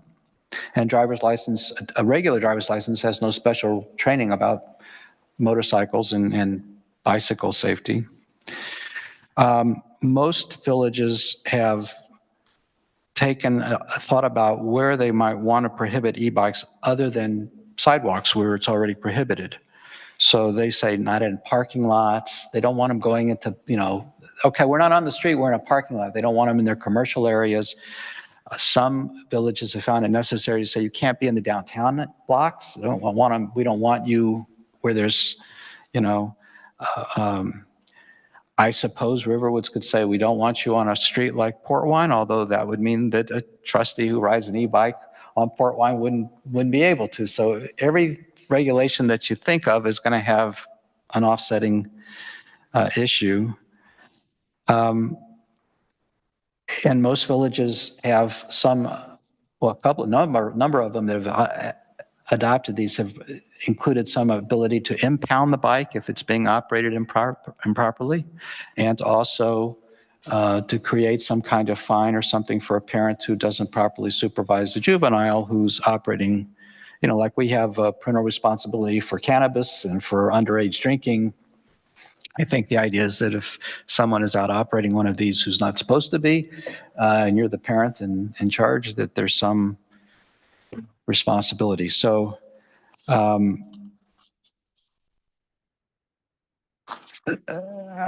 think I'll stop. I think that's the last couple of slides. Just go quickly. I won't say anything, but this is the actual definition of the class 1, 2, and 3 bicycles in Illinois. And then the last slide, just so you know, is that it talks about the kind of extra requirements of a class 1, 2, or 3 bicycle. So I think, it's trying to define what is the problem that we're trying to address and what's the, correct dosage. Is there a law rule for helmets? There's no state law requiring, and some villages have required, not just in the case of e-bikes, but have required helmets in the case of children, under, say, a certain age, 15 or under, having to wear helmets. But there's no state law requiring, That's interesting. even for motorcyclists, requiring helmets in Illinois. Chief, do you have any thoughts on what is the problem or the dosage, or? Well, because we've talked about this quite a bit, and we have, and I think you hit all the points. When you look at other municipalities, and I've looked at 30 of them, and they're all over the place. There's towns that outlaw them totally. You can't ride them anywhere in town. There's towns that follow state law, except they prohibit them in their business districts, which we really don't have a concern with. There's towns that regulate ages on class 1s and 2s. There's other towns, such as Deerfield, that basically their ordinance just follows state law. That's the way it was explained to me when I talked to the deputy chief there, who wrote most of the ordinance with their lawyers, and they're just reiterating state law in their case. So towns all over the place. If you go on the Bike Illinois website, which I think that's just an advocacy group. Ride Illinois? Ride Illinois. Ride Illinois. Yeah, thank you. They talk about that the e-motos are really the problem and that everybody should just follow, that's what they recommend, state law on the e-bikes themselves. And they urge municipalities to recommend helmet use, but they have reasons, I think, that they cite for not making it mandatory. It would be hard to enforce if it's not a state law all the way through, because you got people coming through town all the time, and how do they know when they have to wear a helmet and when they don't? They're not required for motorcycle use in Illinois either, Really? which I don't understand. So Oregon's basically in Illinois, you overstuffed, just have to have glasses or other eye protection. Or a shield. And that's pretty much, or a shield, that's pretty much all you need in Illinois. Can't Unlike believe many there's other not a states helmet like law. California, where you have to have all kinds of protected clothing, including a helmet. So obviously we're going to enforce state law. I do want to mention, I'm sure somebody was going to ask this, that as far as our complaints, I ran a report and we've had 5 complaints that I found since January 1st about e-bikes. Whether they were e-motors or not, I don't know, because on all 5 complaints, when we got there, they were gone. Which is why I didn't. And in addition to that, we've had a couple of complaints and officers who have spotted them on golf courses, which can be an issue. And that's happened 2 or 3 times where I know at least in one instance, we did talk to the parents and got that to stop because we caught the kids on the golf course. So I would say between the 5 complaints that the public's called in about e-bikes and another 2 or 3 complaints about some kind of motorized bikes on the golf course, that's the amount of complaints we've had since January 1st. Trustee Jamerson, please.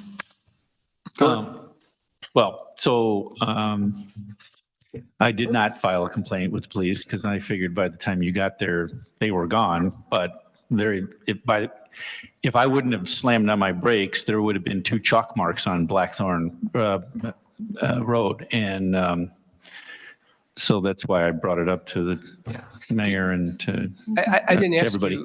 you, did you have a feel for how fast they were going? They were cruising. I mean, they were probably going 25 miles an hour, 25 miles an hour Okay, easily. they And may one have of them was a mini bike. It was a gasoline powered. Yeah, and those are not street legal. And the other one was an e-bike, and neither kid was paying attention. And Blackthorn does a little slight curve, and they came around that curve, and they were in the middle of the road. It's only a lane and a half wide. Yeah, and I would have easily killed both of them because I was only going about 19 or 20 miles an hour. I never go fast on that road. But anyways, I also realize that it's a huge issue with, I'm always the one who says, if we're not going to be able to enforce an ordinance, why are we going to write an ordinance, right?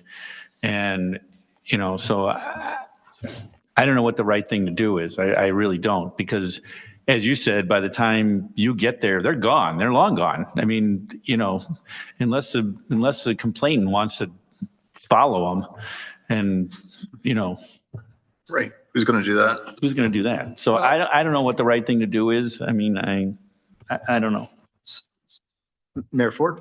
Yeah, I'm sorry. Trustee So my question, Chief Dano, is if one of your officers was to see somebody doing something unsafe or clearly speeding or illegal based on these definitions, they would take action, correct? Minimally, they would, if we caught the people, Well, yeah, they were, that's and they what were juveniles, we would minimally turn them over to their parents, if not cite them. But typically in those kinds of things, we would, as we did with the golf course, they weren't cited, they were just turned over to their parents.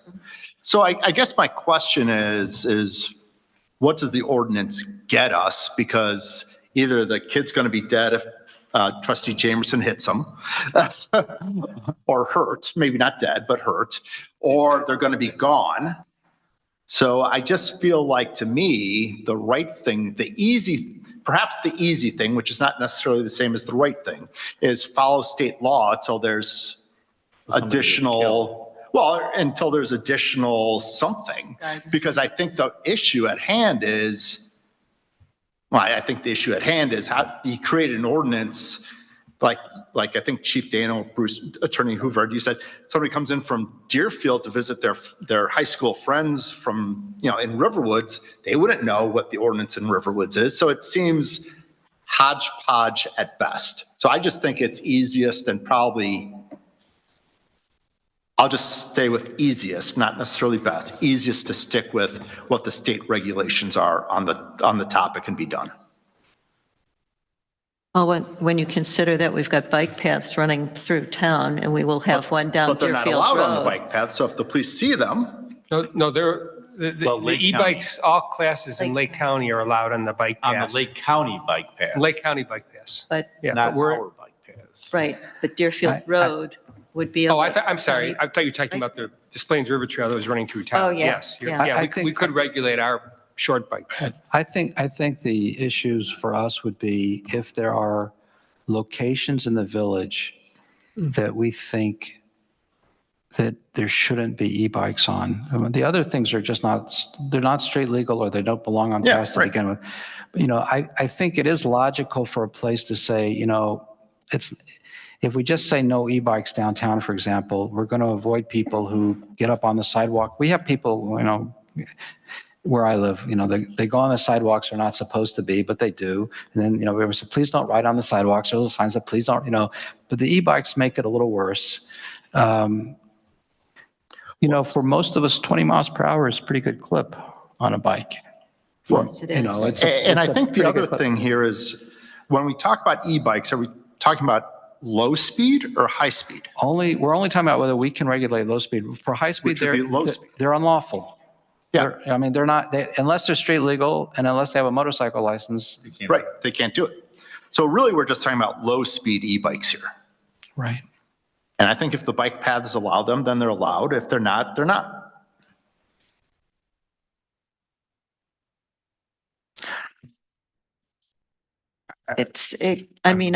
We have a lot of smaller streets that are really fun to ride a bike on. Well, we just repaved our streets. And- We just repaved all our streets So- and they're so smooth Even easier that these, and lovely. they yes. love them.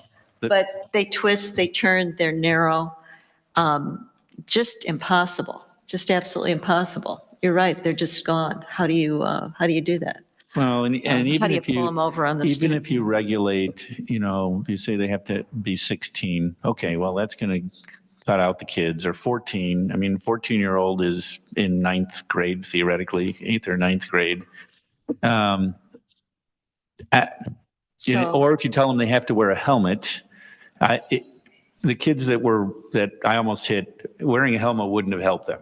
It wouldn't have made any difference. Yeah. So I guess I'm the one that kind of threw this into the fire. No. And now I'm trying to, what do you do with it? Because Right? it comes down to parents a lot, doesn't it? Well, right. It comes down to parents. Yeah. I think helmets ought to be the law. That's just me, and I'm a bike rider, was a bike rider. That's a different. A lot of places, and helmets, to me, that's not a non-negotiable item. But if the state law is, it's difficult to have something just in Riverwoods because people pass through, people visit, all those other kinds of things. And we don't have any sidewalks. And what do? You pull them over, you say, hey, you should have a helmet on. Okay, fine. I don't happen to have one with me. How do you do that? We were at the Fall Fest. Al had the bike, and standing with Al, at least twice, young men came up and said, oh, how fast does that go? And Al answers with a completely incorrect answer. Answers 28 miles an hour. Didn't Al say 28? Al said 28, but he's, he didn't tell him about the other parts of it. No, it only goes 28. I think there's It's a class booster 3. on there. Al's tinkered with it. Well, I'm gonna have to write Al a ticket. You're not supposed to do that. Never mind. So he answered him correctly, Yeah. that the bike went 28 miles an hour. Yeah. And then Al offered the fact that you have to be 16 to ride this. That's state Right. law. And the look you got was like, oh, and they kind of said, oh, thanks, and walked away. And neither of us thought those guys were anywhere near 16. And we're not talking on the high side. I don't know what the answer is. I don't know how you do it. Director Vasquez, please. So I just wanted to add that at a recent forum I went to hosted by Senator Julie Morrison, there were a lot of local municipality village managers, assistant managers and the like there. And part of the discussion was what challenges are the local villages facing? What do they want some help with? And the topic of e-bikes was probably the topic that was most talked about. And a lot of it had to do with, as you are all saying up here, if you have 3 or 4 towns that are within a few miles of each other and you have people going through 3 or 4 different municipalities with different rules, it's it's hodgepodge, as you said. So there was maybe a little bit of pressure that was applied to the senators saying, if the states can give some guidance or a little bit more restriction or take up the issue in some way that that might bring some more clarity. Now that there's no guarantee on that, because I will say for the 12, 15 communities that were there were some very wide gaps in how some of them felt. Some of them have downtown shopping districts where they feel like it's such a big issue. Others don't really have that, and they don't see it as big of an issue, and they don't want to restrict things that aren't a problem for them. So I'm just weighing in to say that I feel like a lot of the other local municipalities are trying to put pressure on the state to try to weigh in. Although even if the state does weigh in, as you pointed out, the person who is using a bike they shouldn't be using could be gone, 30 seconds later, and it's a tough issue. So I just wanted to say that I do think that there might be some more guidance coming, but there's no guarantee on that. Because they won't know what to do either. Yeah. Yeah, make them all different colors, get to the manufacturers. Class 1s are all blue, Class 2s are all red, that kind. I mean, how do you do that? How would you identify a bike like that, that far away? I mean, Trustee Clayton, please. It's kind of hard to know, in my experience, what's safe. I wanted to ride from Riverwoods to Highland Park. So my choice was to drive on Deerfield Road, on Half Day Road, or on the sidewalk that runs all the way across on Half Day, all the way to Highland Park. I thought that was safer than riding on the road. I think this is probably for us more of an educational issue. I think it'd be useful to let our parents know within the village what the regulations are, and that at least what the state law is at this point, and kind of see where it goes from there. Newsletter article at the very least. Yeah. No, I know that's the answer, it seems like, to everything, but just No, put no. it in the newsletter, right? Well, yeah. I'm sorry, put it in the newsletter, right? But I think Because everybody's here to listen. That's yeah, why. I think in this case, it's probably called for. I mean, I wasn't aware of any of those regulations. I didn't know I couldn't ride it on the sidewalk. Yeah. Put the bike in your car and drive to Highland Park and then get on the bike path. I know. Well, I mean, seriously, because riding down any one of those roads, I mean, Lake Cook Yeah. Road, there's Yeah. a sidewalk that's pretty much all the way Yeah. there, but that's I did have a helmet. not good. Yeah. So where are we? We're going to default to state law, so we already covered, right, as far as we can be. And I haven't seen anyone operate a scooter, a stand-up scooter in Riverwoods. well, you haven't been to my neighborhood then. Yes. Oh, yeah. Where are they operating them? On my street, on their street. Okay, Yes. well, so this, well, okay, bike, the electric racers. Yeah. yes. Stand-up scooters. One of my neighbors has like a surfboard with a,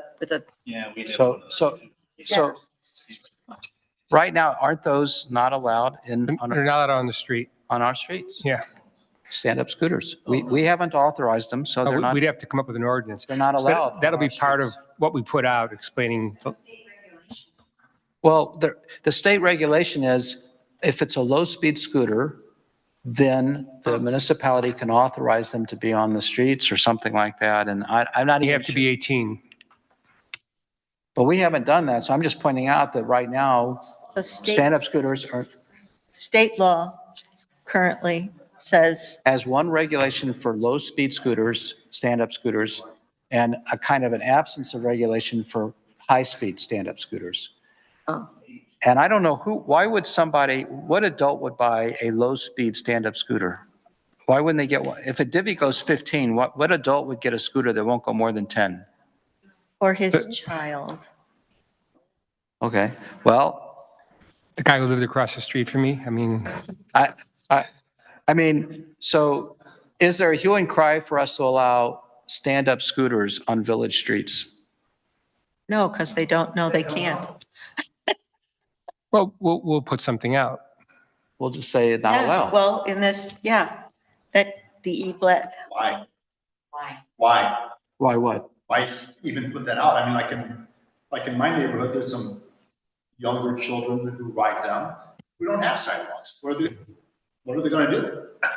Well, the low speed ones. Oh, he's talking about the stand-up. Well, the ones that your kids ride, how fast do you think they go? My kids All are right, 6. No, the kids the that ones that the kids on your street ride, how fast do they go? Well, I don't know. They're like I said, they're like those electric racers. Well, yeah, but Yeah, you but think, if they're you less think than they're 10 capped at 10 miles per hour? You think they're, well, How would I know?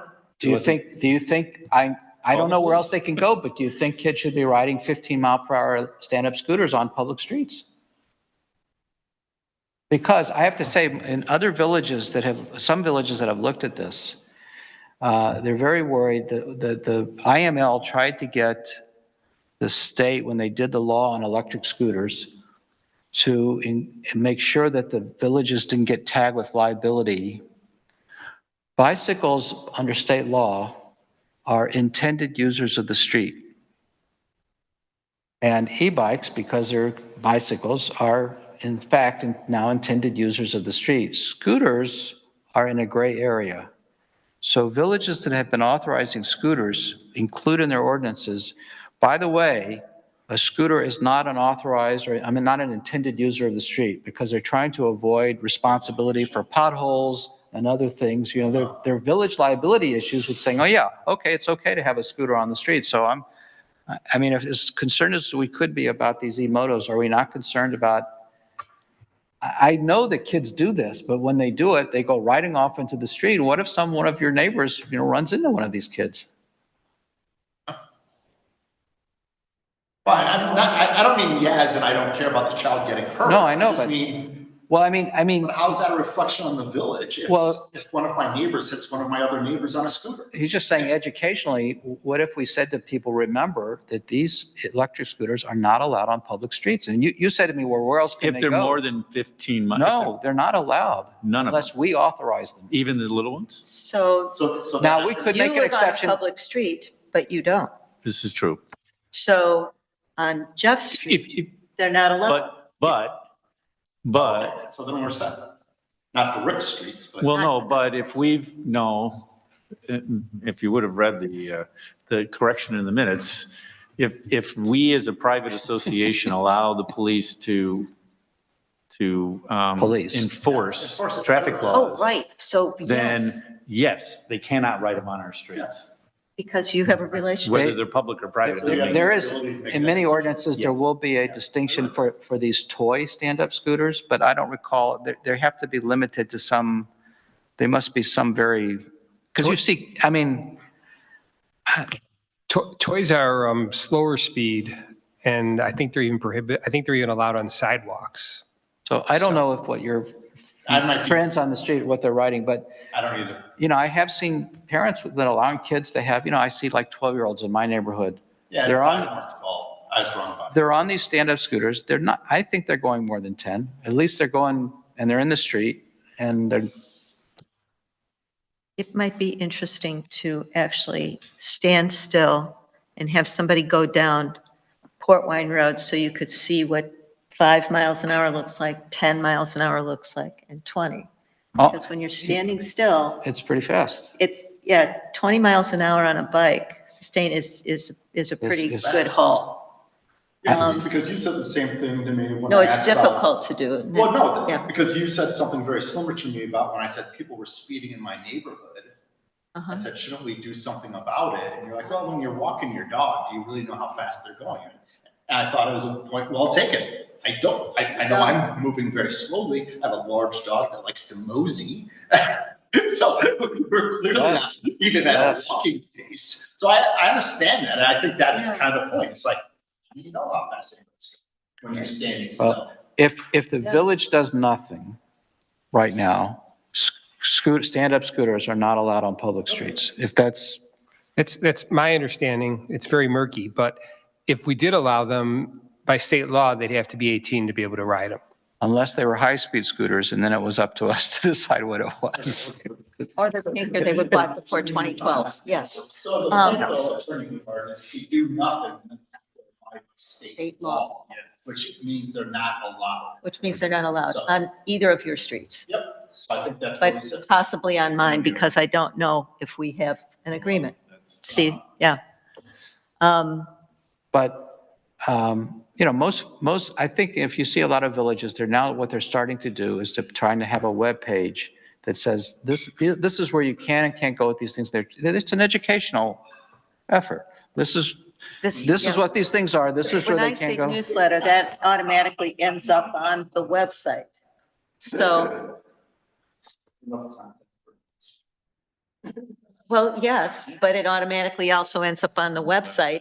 How else do we have to, unless we go back to print?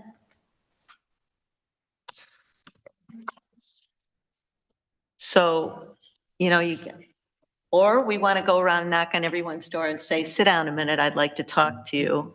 And then we bring Bruce, a tape of Bruce, who explains all of these things. You could do a mailing, right? You could do what? I'm A sorry. mailing. Yeah. We could. We could. Okay. I think we beat that subject to death. But it is not dead. I know. Well, We can, so right now, as it stands, it's state law, period. Unless there's a hue and cry for change, maybe we just make people aware of what the state law says. I'm good with that. Oh my God, have we come to some? Have we settled? We Yeah, I settled? guess so. Settle. For now. Okay, all right. There's no old business. Committee reports, Finance, Trustee Clayton. No report. Legal and Trustee Eastman isn't here. He would have said what I said about SLMAD. Building and Inspector. Oh, man, sorry, I got a report. infrastructure. My report's going to be Trustee about 20 minutes Jamerson. long.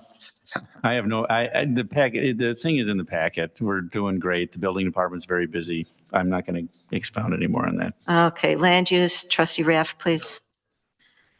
Sustainability and Community Services, Trustee Smith, please. Only if you have an update, Mayor Ford. As I briefly, we've got the playbook out there. What we are trying to do is bring the survey and the actions of the Sustainability Committee together and incorporate that into the work going forward. There are individual things that have been happening. There was what you attended, some EV thing, and then there was something for the Monarchs Pledge that we're looking at. So there are isolated events happening within the village. I believe there's also a list out there of policies and so forth that are code, the things that were suggested by the plan, the sustainability report that we've accomplished, but we're not bringing that out right now. We're going to try and pull everything together at one point in time. Clerk, would you like to talk about what was it that the bronze? We're part of the fourth cohort of the EV readiness program. So I had a meeting last Wednesday, and it was kind of just more of an informational thing to go over like processes and how to work the Dropbox and turn in what they call homework. Our current homework is that I have to turn in some stats on how many residents have EVs and how many EV stations and so forth. And we use that as kind of like a baseline metrics to see the progress in the future. Riverwoods kind of doesn't exist with the Secretary of State, so it's been making my job a little bit more difficult to get the data, but I have to contact them and work on that. But the next meeting is November, and that's where we're going to start going over the zoning stuff. So eventually Huvard at the Plan Commission, and we'll have all sorts of fun stuff for you guys. Mayor, I don't know if you want to do a 2-second summary of our meeting earlier today on wetlands and how that plays into this as well. If you keep it under a minute, why don't you do it? Certainly under a minute. So what we're doing is, I have asked our wetlands consultant to take a look at our ordinance and take a look at the current version of WDO, because I believe our village ordinance was adopted, or that there's been an upgrade to the WDO over time. We do have some issues with some of our projects that are currently under review as far as what can be done within wetlands and what not. My concern is that we spend an awful lot of time and effort in looking at maintaining our woodlands, and we're essentially doing nothing much with regard to any kind of upgrades or betterment of our codes with regard to wetlands. So we're going to take a comprehensive look at wetlands with regard to not only village code, but the ordinance, and see what kind of enhancements we want to make. Take that all into account in our code upgrade, which I'd like to get done before the end of the year. I'm also reminded that I had a meeting about cost share with Steve Zimmerman, Julie Vivaro, and Director Witt, and who else was there? Perry Ganopoulos, members of the committee. So we took a look and listened to, things that we could do and do better. So that's the short end of the stick. Our short summary on that. So again, isolated things kind of moving forward, hoping to tie it all together with the summary or survey work. Anything else you'd care to add, Trustee Smith, or no? Nope. Okay. Communications, Trustee Trevino, please. Based on the committee of the whole, the data collection and the analysis are complete. It's now putting together the going in hypotheses for the qualitative and making sure we get everything that we want to out of the focus groups. And that's the progress. I know that a couple of our trustees did attend the IML conference, and there were good things that came out of that. And I'm sure that as we continue on, we'll hear more about what you've learned, but maybe not tonight. I would say, definitely. Just kind of trying to get a read of the room, I mean, hello. So board comments. Comments about the committee of the whole, duly noted. This was more informational today, and perhaps, that could have been at the board meeting. I know we've got some issues that have been brought up, one of which was the purchasing policy. And I know that we've got the financial workshop budget thing coming up, which we typically do in a committee of the whole meeting. So again, we'll try to keep everything at the board level with respect to the survey so that we can notify or make it public. However, that meeting will be posted as well, and we can let folks know. So any other comments?